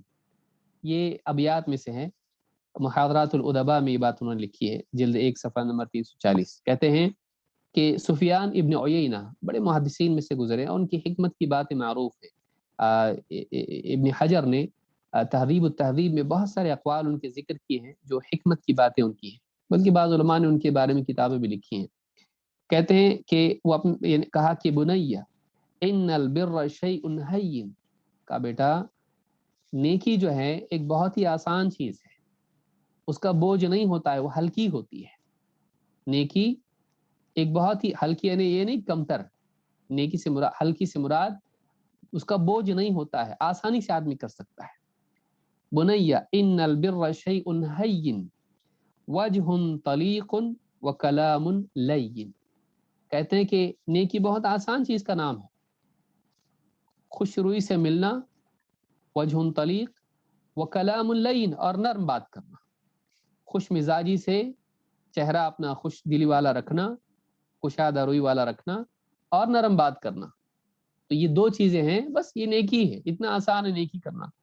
50 لوگوں سے دن بھر میں انسان ملتا ہے، آدمی بس اس بات کو یاد رکھ لے، دن بھر میں کتنے بوری نیکیوں کے گھر پہ لے کے آئے گا، تجوری بھر جائے گی اس کی نیکیوں کی، کتنے لوگوں سے ملتا ہے۔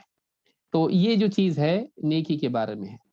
شیخ عبد الرحمن مبارک پوری رحمہ اللہ فرماتے ہیں تحفۃ الاحوذی میں، جو ترمذی کی شرح ہے، فرماتے ہیں قولہ فلیلق اخاہ بوجہ طلق ضد العبوس، یعنی ایک انسان کا منہ پھلائے رہنا، غصے میں لوگوں سے ملنا، یہ اچھی چیز نہیں ہے۔ یہ جو ہے وجہ طلق جو ہے، یہ اس کا اپوزٹ ہے کہ ایک آدمی منہ پھلائے رہے، غصے سے لوگوں سے ملاقات کرے تاکہ لوگ ڈریں، دبدبا اس کا بنا رہے۔ کیا ضرورت ہے؟ لوگ آپ سے محبت کریں، یہ زیادہ اچھا ہے اس سے کہ آپ سے لوگ ڈریں، کیونکہ جو آپ کے سامنے ڈرتا ہے وہ آپ کے پیچھے آپ سے نفرت کرے گا۔ جو آپ کے سامنے ڈرتا ہے ان میں سے اکثر آپ سے آپ کے پیچھے نفرت کرتے ہیں۔ کیا فائدہ انسان کا؟ انسان سے سامنے انسان ڈرے اور پیچھے سازش کرے، کیا فائدہ؟ پیچھے گالیاں دے، پیچھے مذاق اڑائے، پیچھے اس کی برائی کرے، کیا فائدہ؟ آپ سے ڈر کے فائدہ کیا ہوا آپ کا؟ لیکن ایک انسان آپ کے ساتھ رہے، خوش مزاجی سے رہے، اور آپ کے پیچھے بھی آپ کی خیر خواہی کرے، آپ سے محبت کرے، یہ اصل کمال ہے، یہ اصل بھلائی ہے، یہ اصل خوبی ہے۔ تو کہا کہ فلیلق اخاہ بوجہ طلق ضد العبوس وهو الذي فيه البشاشة والسرور، یہ وہ چیز ہے جس میں انسان بشاشت اور سرور کے ساتھ لوگوں کے ساتھ معاملہ کرے۔ فإنه يصل إلى قلبه سرور، جب ایک آدمی خوش دلی سے لوگوں سے ملتا ہے، خوش مزاجی سے لوگوں سے ملتا ہے، لوگ بھی اس سے مل کے خوش ہوتے ہیں۔ ولا شک ان ایصال السرور الى قلب مسلم حسنہ، اور کہتے ہیں اس میں کوئی شک نہیں ہے کہ ایک مسلمان کے دل کو خوش کرنا یہ بھی نیکی ہے۔ جب آپ اچھے خوشی لوگوں سے ملیں، اچھے اخلاق سے لوگوں سے پیش آئیں، وہ مسلمان بھی خوش ہوگا آپ کے اخلاق کی وجہ سے۔ تو کسی مسلمان کو خوش کرنا یہ بھی نیکی ہے۔ اس تعلق سے ایک حدیث بھی ہے، اللہ کے نبی صلی اللہ علیہ وسلم فرماتے ہیں وَأَحَبُّ الْأَعْمَالِ إِلَى اللَّهِ عَزَّ وَجَلَّ سُرُورٌ تُدْخِلُهُ عَلَى مُسْلِمٍ۔ ابن ابی الدنیا نے اس کو قضاء الحوائج میں، اور امام الطبرانی نے الکبیر میں، المعجم الکبیر میں اس کو روایت کیا ہے۔ صحیح الجامع الصغیر حدیث نمبر 176، حدیث حسن ہے۔ اللہ کے رسول صلی اللہ علیہ وسلم فرماتے ہیں اللہ کے نزدیک تمام اعمال میں محبوب ترین عمل یہ ہے، اللہ کو بہت پسند عمل ہے، اگر کوئی بہت سارے اعمال میں سے محبوب ترین اعمال میں سے ایک عمل کیا ہے؟ سرور تدخلہ علی مسلم، تو کسی مسلمان کو خوش کر دے، چاہے وہ تیری ملاقات سے ہو، تیری بات سے ہو، احسان سے ہو، یا کسی بھی چیز سے ہو۔ کسی مسلمان کو خوش کر دینا یہ اللہ کو بہت پسند ہے، اللہ تعالیٰ اس سے خوش ہوتا ہے، اللہ اس سے محبت کرتا ہے۔ تو یہ بھی چیز ہم کو معلوم ہوئی کہ مسلمان کا خوش کرنا نیکی ہے۔ اللہ کے رسول صلی اللہ علیہ وسلم کا عملی نمونہ اس بارے میں کیا ہے؟ بہت ساری حدیثیں، ہم کچھ حدیثیں اس میں سے دیکھتے ہیں۔ اللہ تعالیٰ قرآن کریم میں اللہ کے رسول صلی اللہ علیہ وسلم کے بارے میں فرماتا ہے فَبِمَا رَحْمَةٍ مِّنَ اللَّهِ لِنْتَ لَهُمْ، اے نبی آپ کے رب کی رحمت ہے کہ آپ لوگوں کے لیے نرم بنا دیے گئے ہو۔ وَلَوْ كُنْتَ فَظًّا غَلِيظَ الْقَلْبِ لَانفَضُّوا مِنْ حَوْلِكَ، اگر آپ سخت زبان، فظًّا غلیظ القلب سخت دل ہوتے، اگر آپ سخت زبان اور سخت دل ہوتے تو یہ لوگ آپ کے پاس سے چھٹ جاتے، دور ہو جاتے آپ سے، لوگ جو آپ سے چمٹے ہوئے ہیں، آپ کے لیے ہمیشہ خادم کے طور پر موجود ہیں، آپ کے لیے اپنی جان تک دینے کے لیے تیار ہیں، آپ کی صحبت ان کے لیے لذت ہے، سکون ہے۔ کیوں ہے ایسا؟ یہ آپ کے اخلاق کی وجہ سے ہے، آپ کے نرم دلی کی وجہ سے ہے، اور آپ کی نرم زبان کی وجہ سے ہے۔ لیکن یہ بھی اللہ کی رحمت کا اثر ہے کہ اللہ نے آپ پر رحم کیا، کہ آپ کو ایسا بنایا کہ آپ کو لوگوں کے ساتھ رحم کا سلوک کرنے والا بنایا۔ تو یہ رسول صلی اللہ علیہ وسلم کا مزاج اور آپ کا اخلاق ہے، جس کا قرآن میں اللہ نے ذکر کیا ہے۔ ظاہر بات ہے انسان کو جو اخلاق ملتے ہیں اللہ ہی کی طرف سے ملتے ہیں، اللہ کی توفیق سے ملتے ہیں۔ تو یہاں پر اللہ کے رسول صلی اللہ علیہ وسلم کیسے تھے؟ نرم دل، نرم زبان۔ اس سے معلوم ہوتا ہے کہ لوگوں کو اپنے سے دور کرنے کا فارمولا کیا ہے۔ وَلَوْ كُنْتَ فَظًّا غَلِيظَ الْقَلْبِ لَانفَضُّوا مِنْ حَوْلِكَ، اگر آپ سخت دل ہوتے اور سخت زبان ہوتے، لوگ آپ سے بھاگ جاتے ہیں، آپ سے دور ہو جاتے ہیں۔ لوگ دور کیوں ہوتے ہیں؟ بہت ساری دوریوں کا سبب یہ ہوتا ہے کہ انسان ان سے بدسلوکی، بد اخلاقی کرتا ہے، سخت بات ایسی کرتا ہے کہ ان کا دل ٹوٹ جاتا ہے۔ لوگ ایموشنل ہوتے ہیں، بہت انٹلیکچوئل نہیں ہوتے ہیں، لوگ آپ کی سخت بات کی وجہ سے آپ سے ناراض ہو کر دور ہو جاتے ہیں۔ تو یہ جو سختی ہے، ظاہر بات ہے بعض اوقات سخت زبان سخت دل کا نتیجہ ہوتی ہے۔ سخت دل، لوگوں کے جذبات کی انسان کو احساس ہی نہیں، اس کو لوگوں کے جذبات کا انسان کو احساس نہیں کہ کس کو برا لگے گا، نہیں بولنا چاہیے، اس کو برا لگے گا، اس کا دل ٹوٹے گا، نہیں سوچتا آدمی، اپنے میں اتنا مگن ہوتا ہے کہ آدمی دوسروں کے جذبات، احساسات اور کیفیات کے بارے میں سوچ نہیں پاتا ہے۔ کبھی تکبر کی وجہ سے بھی ہوتا، میں کیوں کسی کے بارے میں سوچوں، نہیں اس کو اچھا لگتا ہے تو میری جوتی۔ بعض اوقات انسان کا مزاج ایسا ہوتا ہے۔ اس کا نتیجہ کیا ہوتا ہے؟ انسان جزیرہ بن کے رہ جاتا ہے، وہ انسان اکیلا تنہا، صحرا کا ایک پیڑ کھجور کا صحرا میں جیسے ہوتا ہے، اکیلا رہ جاتا ہے، کوئی اس کے پاس نہیں آتا ہے۔ کیوں؟ بھائی قریب جاؤں تو کاٹنے کو دوڑتا ہے۔ ایسا نہیں ہونا چاہیے۔ یہ اور بات ہے کہ غلطی پر ٹوکنا، ڈانٹنا اپنی جگہ ہونا چاہیے، اس کی بھی جیسے حدیث آگے آئے گی، لیکن یہ کہ عام حالات میں انسان لوگوں کے ساتھ خوش مزاجی سے رہے۔ یہ بات اللہ نے قرآن کریم میں رسول صلی اللہ علیہ وسلم کے بارے میں کہی کہ آپ ایسے ہیں۔ تو انسان اگر لوگوں کو قریب کرنا چاہتا ہے، چاہے وہ خاندانی زندگی میں ہو، دعوتی اعتبار سے ہو، یا دنیوی اعتبار سے ہو، سماجی اعتبار سے، اس کو چاہیے کہ وہ اپنا دل نرم رکھے، اپنی زبان نرم رکھے، دل میں لوگوں کے جذبات کا احساس ہو، ان کی تکلیف کا، ان کی پسند ناپسند، ان کے بارے میں دل میں احساس ہو، نرم دل ہو اور زبان نرم ہو۔ جریر رضی اللہ تعالیٰ کہتے ہیں ما حجبنی النبی صلی اللہ علیہ وسلم منذ اسلمت، جب سے میں نے اسلام قبول کیا، جب سے میں مسلمان ہوا، نبی صلی اللہ علیہ وسلم کبھی مجھ سے چھپے نہیں رہے۔ ہر وقت میں نے آپ صلی اللہ علیہ وسلم سے ملاقات کی، آپ میرے سامنے ہی رہے، آپ کی زندگی پوری میرے سامنے ہے، کبھی آپ مخفی نہیں رہے مجھ سے۔ وَلَا رَآنِي إِلَّا تَبَسَّمَ فِي وَجْهِي، اور جب کبھی میرے آپ سے ملاقات ہوئی، جب آپ نے مجھے دیکھا تو مجھے دیکھ کر فوراً مسکرا دی ہے۔ جب بھی رسول اکرم صلی اللہ علیہ وسلم مجھ سے ملتے، آپ میرا چہرہ دیکھتے ہی مسکراتے ہیں۔ امام البخاری نے صحیح بخاری میں کتاب الادب میں 6090 پہ اس کو روایت کیا ہے۔ اسی طرح سے امام مسلم نے بھی فضائل الصحابہ میں اس کو ذکر کیا ہے۔ اسی طرح سے عبداللہ ابن حارث رضی اللہ تعالیٰ کہتے ہیں ما رأيت احدا اکثر تبسما من رسول اللہ صلی اللہ علیہ وسلم، میں نے اللہ کے رسول صلی اللہ علیہ وسلم سے زیادہ مسکرانے والا آدمی نہیں دیکھا۔ آپ صلی اللہ علیہ وسلم سے زیادہ مسکرانے والا خوش مزاج انسان میں نے نہیں دیکھا۔ اچھا آپ سوچئے، آپ سے کوئی کہے کہ آپ کیوں ایسا ہمیشہ منہ پھلائے رہتے، کیا کروں، دنیا کا ٹینشن ہے میرے پیچھے اتنا۔ اچھا رسول صلی اللہ علیہ وسلم کے پیچھے کتنا ٹینشن تھا، آپ کوئی حکومت چلا رہے، آپ کے پیچھے لوگ سازشیں کر رہے ہیں، آپ کی جان کے دشمن ہیں، آپ کو بڑی بڑی جنگوں میں جانا پڑ رہا ہے، آپ کی 9 بیویاں ہیں، آپ امت کے مسائل کو حل کرتے ہیں روزانہ صبح سے شام تک، مشرکین کے معاملات، منافقین کے معاملات، یہود و نصارہ کے معاملات، مسلمانوں کے معاملات، پھر عبادات کا مسئلہ، تعلیم کا مسئلہ، ذاتی زندگی، فقر و فاقہ اور بیویاں اور سب چیزیں، دنیا بھر کی پریشانی اللہ کے نبی صلی اللہ علیہ وسلم کے پیچھے تھی۔ آپ کو بخار تھا تو مسلمانوں سے ڈبل بخار ہوتا تھا آپ کو۔ صحابی نے ہاتھ لگا کے دیکھا، اللہ کے رسول آپ کو اتنا بخار؟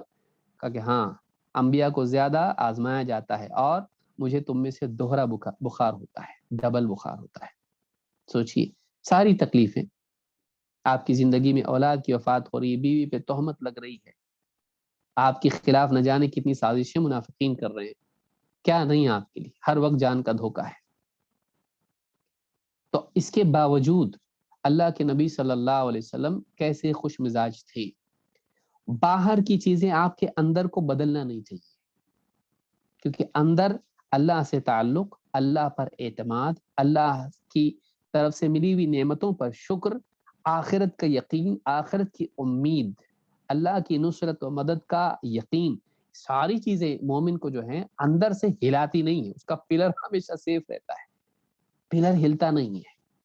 نبی صلی اللہ علیہ وسلم کو آپ کبھی فرسٹریٹڈ نہیں دیکھیں گے، حالانکہ اتنی پریشانیاں آپ کے پیچھے تھی، ایک دم یعنی ڈسٹرب ہو گئے ہیں ایک دم، اس طرح سے کبھی نہیں دیکھیں گے۔ غصے میں تھے آپ، غصہ آتا تھا آپ کو بھی، لیکن وہ اللہ کی خاطر ہوتا تھا، لیکن آپ ہمیشہ اپنے آپ کو سنبھالے رہتے تھے۔ اور ان حالات میں بھی دیکھیں، بیویوں کا مسئلہ اتنا بڑا ہوا، حضرت عمر رضی اللہ تعالیٰ گئے اور کچھ بات کی تو اللہ کے نبی صلی اللہ علیہ وسلم مسکرانے لگ گئے۔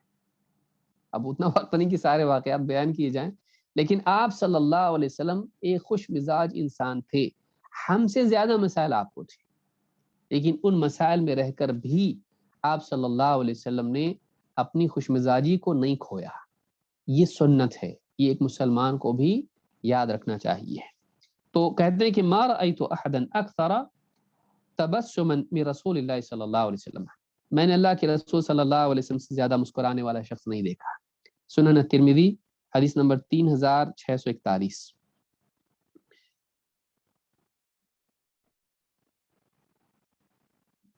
کہتے ہیں سماک ابن حرب کہتے ہیں قلت لجابر بن سمرہ، میں نے جابر ابن سمرہ رضی اللہ تعالیٰ سے پوچھا کنت تجالس رسول اللہ صلی اللہ علیہ وسلم، کیا آپ صلی اللہ علیہ وسلم رسول صلی اللہ علیہ وسلم کے ساتھ بھی بیٹھتے تھے، اٹھتے بیٹھتے تھے؟ کہ اتنی بڑی شخصیت پیارے رسول صلی اللہ علیہ وسلم، آپ کے ساتھ صحبت اختیار کرنا، بیٹھنا، یہ خود کتنی بڑی نعمت ہے۔ کہا کہ اکنت تجالس رسول اللہ صلی اللہ علیہ وسلم، کیا تمہیں اللہ کے رسول صلی اللہ علیہ وسلم کے ساتھ اٹھنے بیٹھنے کا موقع ملتا تھا آپ کو؟ قال نعم کثیرا، کہا کہ ہاں بہت، کئی بار بہت بیٹھتے تھے ہم لوگ۔ امام احمد کی روایت ہے، کہتے ہیں کہ نعم وکان طویل الصمت قلیل الضحک، کہا کہ ہاں اللہ کے رسول صلی اللہ علیہ وسلم بہت زیادہ خاموش مزاج، خاموش رہنے والے اور بہت کم ہنسنے والے انسان تھے۔ كان لا يقوم من مصلاه الذي يصلي فيه الصبح او الغداة حتى تطلع الشمس، اللہ کے نبی صلی اللہ علیہ وسلم فجر کی صبح کی نماز پڑھنے کے بعد اپنی نماز کی جگہ سے اٹھتے نہیں تھے یہاں تک کہ سورج نکل آئے، اپنی جا نماز پر یا اپنی نماز کی جگہ پر بیٹھے رہتے تھے۔ فَإِذَا طَلَعَتِ الشَّمْسُ قَامَ، پھر جب سورج نکل آتا پھر آپ اٹھتے، کھڑے ہو جاتے ہیں، نماز کے لیے اٹھتے ہیں۔ وَكَانُوا يَتَحَدَّثُونَ فَيَأْخُذُونَ فِي أَمْرِ الْجَاهِلِيَّةِ فَيَضْحَكُونَ وَيَتَبَسَّمُونَ، اور صحابہ بیٹھے رہتے تھے صبح میں، چاہے وہ یعنی طلوع شمس سے قبل کی بات ہو یا بعد، صحابہ بیٹھے گفتگو آپس میں کرتے تھے، جاہلیت کے معاملات بیان، میں ایسا کرتا تھا، ایک بار تو ایسا ہوا تھا، اور فلاں کا دیکھیے ایسا ہوا تھا، اور باتیں آپس میں کرتے تھے، مسجد میں بیٹھ کے جاہلیت کی باتیں بیان کرتے تھے، اس اعتبار سے کہ دیکھو وہ بھی ایک زمانہ تھا اور دیکھو آج اللہ نے اسلام دیا۔ تو آج کی زندگی پر شکر کرتے ہوئے جاہلیت کے بعض واقعات بیان کرتے، اس میں ہنسی کی بھی باتیں ہوتی تھی۔ تو کہتے ہیں وَكَانُوا يَتَحَدَّثُونَ فَيَأْخُذُونَ فِي أَمْرِ الْجَاهِلِيَّةِ، جاہلیت کے زمانے کی باتیں کرتے تھے، اور فَيَضْحَكُونَ، اور آپس میں ہنستے بھی تھے کبھی، اور وَيَتَبَسَّمُ رسول اللہ صلی اللہ علیہ وسلم، ہاں اللہ کے نبی صلی اللہ علیہ وسلم بھی بیٹھے رہتے تھے کہ لوگ ہنستے اور آپ مسکراتے، یہ نہیں کہ کیا بکواس لگا رکھی، نہیں، بلکہ اللہ کے نبی صلی اللہ علیہ وسلم لوگوں کے ساتھ بیٹھتے، دوسرے بھی باتیں کرتے، یہ نہیں کہ میں ہی بولتا ہوں ذرا سب چپ بیٹھو، جب بھی میں بیٹھوں کوئی نہیں بولے گا مجلس میں، میرے سوا کوئی نہیں بولے گا، نہیں، آپ بیٹھے رہتے تھے، کوئی ضروری بات ہوگی تو کریں گے، یہ بھی نہیں کہ اٹھ کے چلے گئے، یہ میری چیزیں نہیں ہے تمہاری، تم لوگ تمہاری باتیں کرو، نہیں، میں بہت اعلیٰ انسان ہوں، نہیں، آپ ان کے ساتھ بیٹھتے تھے، اور یہاں وہاں کی وہ لوگ باتیں کرتے تھے، ہاں منکر ہو تو آپ روک دیتے، لیکن دنیا بھر کی باتیں ہوتی تھی، پچھلے دیکھو ایک بار ایسا ہوا تھا ویسا ہوا تھا، باتیں کرتے تھے صاحب، اور ہنستے بھی تھے، اور نبی صلی اللہ علیہ وسلم بیٹھے بیٹھے وہیں بیٹھے رہتے تھے، اور آپ مسکراتے رہتے ان کی باتوں پر، تو آپ کھلکھلا کے ہنسنے والوں میں سے نہیں تھے، لیکن منہ پھلائے رہنے والوں میں سے بھی نہیں تھے، نعوذ باللہ، بلکہ آپ خوش مزاج انسان تھے، آپ مسکرا دیتے بس، تاکہ لوگوں کو ایسا نہ لگے کہ ہم کو غلط تو نہیں کر رہے۔ نبی صلی اللہ علیہ وسلم کا چہرہ شریعت کے اعتبار سے ماخذ بھی تھا، کہ آپ صلی اللہ علیہ وسلم کے چہرے کے ہاؤ بھاؤ آپ کے چہرے کی حالت بتا دیتی تھی کہ ہم سے کچھ اچھا کام ہوا یا برا ہوا ہے، کہیں ہم غلط تو نہیں کر رہے ہیں، غلط بات پہ کبھی آپ خوش نہیں ہوتے تھے، ناراض ہوتے تھے، تو آپ گویا کہ انسیت کا اظہار کرتے تھے، تم لوگ غلط نہیں کر رہے ہو، ٹھیک ہے چلتا ہے یہ، تو آپ بھی ان کے ساتھ شریک رہتے، اور خوش مزاجی سے آپ ان کے ساتھ مسکراتے ہیں۔ امام مسلم نے کتاب المساجد و مواضع الصلاح میں اس کو ذکر کیا ہے، حدیث نمبر 670 میں۔ اب سوچیے کتنا اچھا ماحول ہوگا کہ مسجد نبوی ہے، صحابہ بیٹھے ہیں آپس میں، بات چیت چل رہی ہے، نبی صلی اللہ علیہ وسلم بھی بیٹھے ہوئے ہیں اپنی جائے نماز پہ، اور بس یہاں وہاں کی باتیں ہو رہی ہیں، لوگ ہنس بھی رہے ہیں اور آپ مسکرا رہے ہیں، پھر نماز کا وقت ہوگا ایسا لوگ اٹھے اور نماز میں لگ گئے، یا نماز کی بات ہو رہا ہے، کیونکہ حدیث میں وضاحت نہیں ہے اس کی کہ نماز سے پہلے تھا یا بعد۔ صہیب کہا علی نبی صلی اللہ علیہ وسلم وبین یدیہ خبز و تمر، کہتے میں اللہ کے نبی صلی اللہ علیہ وسلم کے پاس آیا، اور آپ کے پاس رکھا ہوا تھا کھانا، روٹی بھی تھی اور کھجوریں بھی تھی، فقال النبی صلی اللہ علیہ وسلم ادنو کل، ادنو فکل، کہا آؤ قریب آؤ بیٹھو کھاؤ، فاخذت آکل من التمر، تو میں نے کھجور اٹھائی اور کھانے لگا، فقال النبی صلی اللہ علیہ وسلم تأکل تمرا وبک رمد، کہا تم کھجور کھا رہے ہو حالانکہ تمہاری آنکھ میں تکلیف ہے، آنکھ میں تکلیف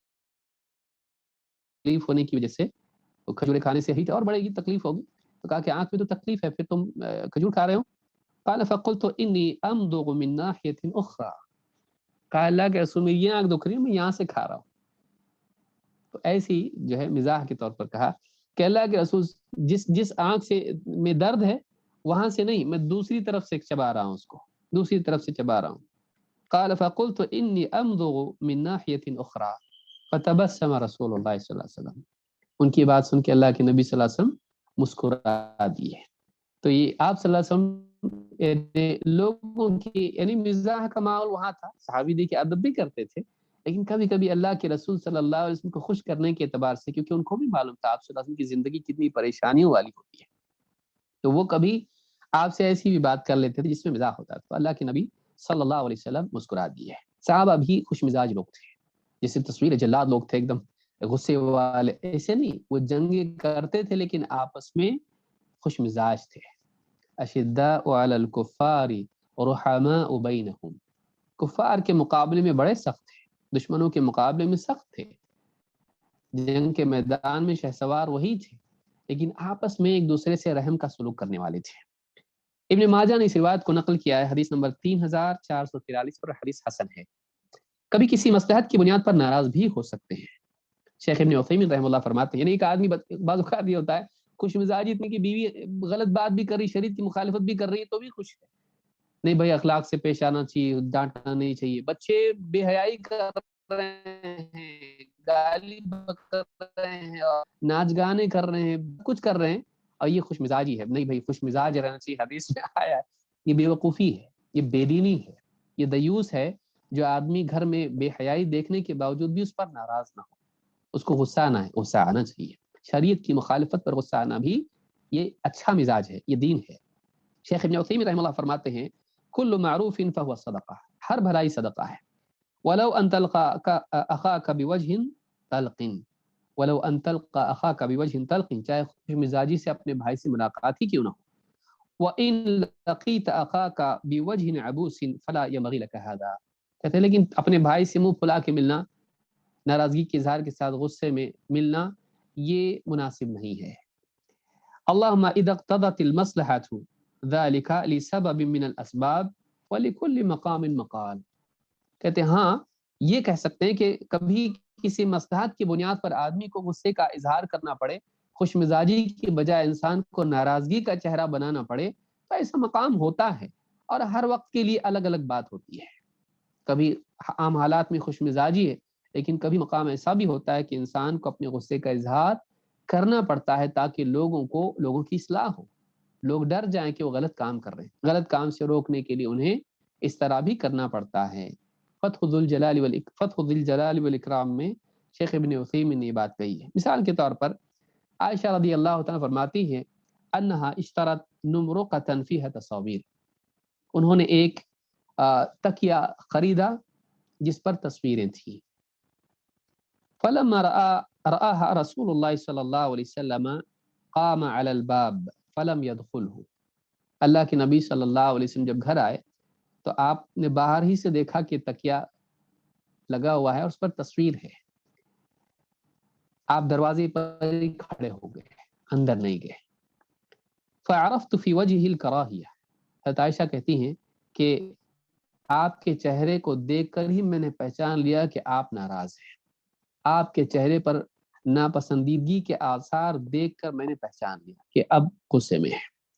फ़क़ुल्तु या रसूल अल्लाह अतूबु इलल्लाहि व इला रसूलिल्लाहि सल्लल्लाहु अलैहि वसल्लम, कहा कि अल्लाह के रसूल, मैं तौबा करती हूँ अल्लाह ताला से और मैं रसूल की तरफ वापस आती हूँ, रसूल की बात की तरफ वापस, यानी कहीं मैं दूर चली गई, दीन से दूर हो रही, कोई गलत रास्ते पे तो नहीं निकल गई, कोई गलत काम तो नहीं कर रही, मैं वापस मैं रुजू करती हूँ अल्लाह की तरफ और रसूल की तरफ। मादा अज़नबतु, अल्लाह के रसूल क्या गुनाह हो गया मुझसे, क्या क्या गलती कर दी मैंने। फ़क़ाल रसूलुल्लाह सल्लल्लाहु अलैहि वसल्लम मा बालु हादिहि नुमरुक़ा, ये तकिया कैसा है, ये तकिया कैसा है। क़ुल्तु इश्तरैतुहा लका लितक़उद अलैहा व तवस्सदहा, कहा अल्लाह के रसूल मैंने आपके लिए खरीदा है ताकि आप इस पर बैठें, इसको टेक लगा के आप बैठें, इस पर आराम करें आप। फ़क़ाल रसूलुल्लाह सल्लल्लाहु अलैहि वसल्लम इन्न अस्हाब हादिहि सुवर यौमल क़ियामति युअज़्ज़बून, कहा कि ये जो तस्वीर बनाते हैं ना ये लोग, क़यामत के दिन इनको अज़ाब दिया जाएगा, क़यामत के दिन इनको अज़ाब दिया जाएगा। फ़युक़ालु लहुम अह्यु मा ख़लक़्तुम, और उनसे कहा जाएगा जान डालो उसमें जिसको तुमने बनाया था, तख्लीक की ना तुमने, अपनी तख्लीक में जान भी डाल के दिखाओ। ये अम्र तहदीद है, अम्र की किस्में हैं कई, तो ये अम्र तहदीद है, कि करो, ये डांट के तौर पर है। वक़ाल इन्नल बैतल लज़ी फ़ीहि सुवर ला तदखुलुहुल मलाइका, कहा कि देखो जिस घर में तस्वीरें होती हैं उसमें फरिश्ते दाखिल नहीं होते हैं, यानी अल्लाह की तरफ से रहमत के खैर के जो फरिश्ते होते हैं उस घर में दाखिल नहीं होते हैं। खैर बरकत घर में कैसे आएगी, कहा कि जिस घर में तस्वीर होती है उसमें फरिश्ते नहीं आते हैं। इमाम अल बुखारी ने किताबुल बुयू हदीस नंबर 2005 और इमाम मुस्लिम ने अलिबास व ज़ीना में हदीस नंबर 2107 पर इसको रिवायत किया है। इसमें आप देखेंगे कि अल्लाह के नबी सल्लल्लाहु अलैहि वसल्लम घर आए और आपने आते ही जब मुनकर देखा अपने घर में तो आप घर में भी नहीं गए, आप दरवाजे पर ही खड़े रहे और आपके चेहरे पर नाराजगी के असरात थे। ये नहीं कि खुशी से मुलाकात कर रहे हैं बीवी से, या बीवी ने पूछा क्या है ये तकिया कैसा है, ये कहां से आ गया, ये क्या चीज है। अब हज़रत आयशा का जवाब देखिए, मैंने आपके लिए खरीदा है। आदमी का दिल यही नरम हो जाता है, अच्छा मेरे लिए है, मेरे लिए है तब भी गलत है। यानी कोई इंसान अगर आपकी खातिर कोई गलत काम करता है तब भी वो गलत है। आदमी को ये नहीं देखना चाहिए कि मेरा भला चाहता है, बल्कि ये देखना चाहिए कि अल्लाह के नजदीक वो अच्छा है कि बुरा है। तो अल्लाह के नबी सल्लल्लाहु अलैहि वसल्लम ने हज़रत आयशा रज़ियल्लाहु तआला से नाराजगी का इजहार किया, क्यों? इसलिए कि शरीयत के अहकाम जब पामाल हो تو چاہے کتنا اچھا جذبہ انسان کا کیوں نہ ہو، عمل غلط ہے اس عمل کو غلط ہی کہا جائے گا۔ دیکھیے نیت کیا ہے، بہت سارے لوگ کیا کہتے ہیں ہماری نیت اچھی ہے تو بدعت اچھی ہو جاتی ہے، نہیں، غلط اچھی نیت سے غلط عمل اچھا نہیں ہو جاتا۔ شریعت کی مخالفت ہو چاہے نیت اچھی ہو وہ برائی ہے۔ حضرت عائشہ کی نیت کتنی اچھی ہے، اس سے بڑھ کے اور کیا نیت ہو سکتی ہے کہ رسول صلی اللہ علیہ وسلم کی خدمت، آپ کی راحت کی نیت ایک مسلمان کرے، کہ رسول کا فائدہ ہو، رسول صلی اللہ علیہ وسلم کو آرام ملے، آپ خوش ہو جائیں، آپ کو راحت ملے۔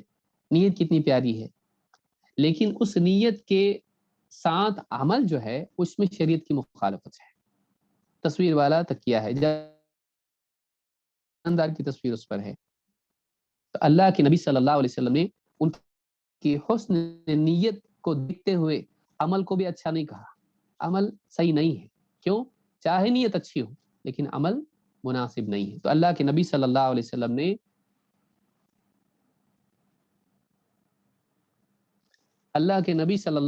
نے اس اچھی نیت کے باوجود آپ نے ناراضی کا اظہار کیا اور اس کے بعد بھی آپ خاموش نہیں رہے، اچھا میرے لیے کیا تھا کہ ٹھیک ہے بعد میں دیکھیں گے، اس بارے میں گفتگو کریں گے، نہیں، آپ نے اسی وقت بتایا یہ جو تصویر والے ان کو عذاب دیا جائے گا، کہا جائے گا ڈالو اس میں جان، تم نے تصویر بنائی ہے، اللہ کی مشابہت کرنے کی کوشش کر رہے ہو تو تم اس میں جان بھی ڈال کے دکھاؤ، کیونکہ اللہ جب بناتا ہے تو جان بھی ڈالتا ہے، تو جاندار کی تصویر میں جان بھی ڈالو، اب قیامت کے دن عذاب ہوگا۔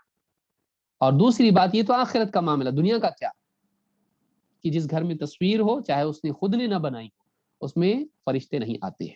تو اللہ کے نبی صلی اللہ علیہ وسلم نے اس حدیث میں حضرت عائشہ رضی اللہ عنہ کو ڈانٹا اور ان کے سامنے یعنی ناراضگی کا اظہار کیا۔ تو کبھی ایسا بھی ہوتا ہے، یہ نہیں کہ آدمی خوش مزاجی کو بہانہ بنا کر شریعت کی مخالفت کو تسلیم کر لے اور مداہنت اختیار کرے، اور اس پر جو ہے یعنی شریعت کی مخالفت پر آدمی کو برا نہ لگے، برا لگنا چاہیے۔ ٹھیک ہے آپ اچھے سے بتائیں، یہ بھی ہو سکتا ہے کہ آپ کے بتانے سے کسی کو برا لگے تو آپ نرمی سے بتائیے، لیکن یہ نہیں کہ آپ ہمیشہ اچھے بنے، ہر دل عزیز بننے کی کوشش نہ کریں، ہر دل عزیز بننے کی کوشش نہ کریں۔ اللہ رب العالمین ہم سب کو شریعت کے احکام کی رعایت کرنے کی توفیق عطا فرمائے، خوش مزاجی کے ساتھ ساتھ شریعت کے احکام کی پابندی کی بھی توفیق عطا فرمائے۔ اقول هذا واستغفر الله لي ولكم۔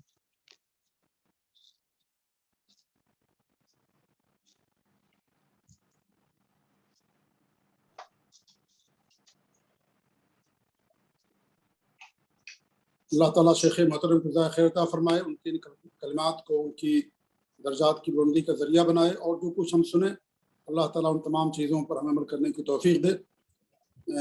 کسی نے سوال کیا تھا غصے کے تعلق سے کہ اس کا علاج کیا ہے، تو الحمدللہ شیخ کے درس میں بھی ساری باتیں آ گئی ہیں کہ انسان کو کب غصہ کرنا چاہیے کب نہیں کرنا چاہیے، اور علاج کے تعلق سے بھی کچھ باتیں میں نے بتا دی تھی۔ انشاءاللہ اس درس سے بھی ان کو اپنے سوال کا تشفی بخش جواب مل گیا ہوگا۔ ضرورت صرف اس بات کی ہے کہ ہم ان تمام باتوں کو جو سنتے ہیں ان کو عمل میں لائیں اور اپنی عاقبت اور اپنی آخرت کی فکر کریں اور آخرت کی اصلاح کریں۔ اللہ تعالیٰ ہمیں ان تمام چیزوں پر عمل کرنے کی توفیق دے، آمین۔ انشاءاللہ آنے والے جمعہ کو پھر آپ لوگوں سے ملاقات ہوگی۔ اللہ تعالیٰ سب کی حفاظت فرمائے۔ اسی پر مجلس کے اختتام کا اعلان کیا جاتا ہے۔ جزاکم اللہ خیر۔ السلام علیکم ورحمۃ اللہ وبرکاتہ۔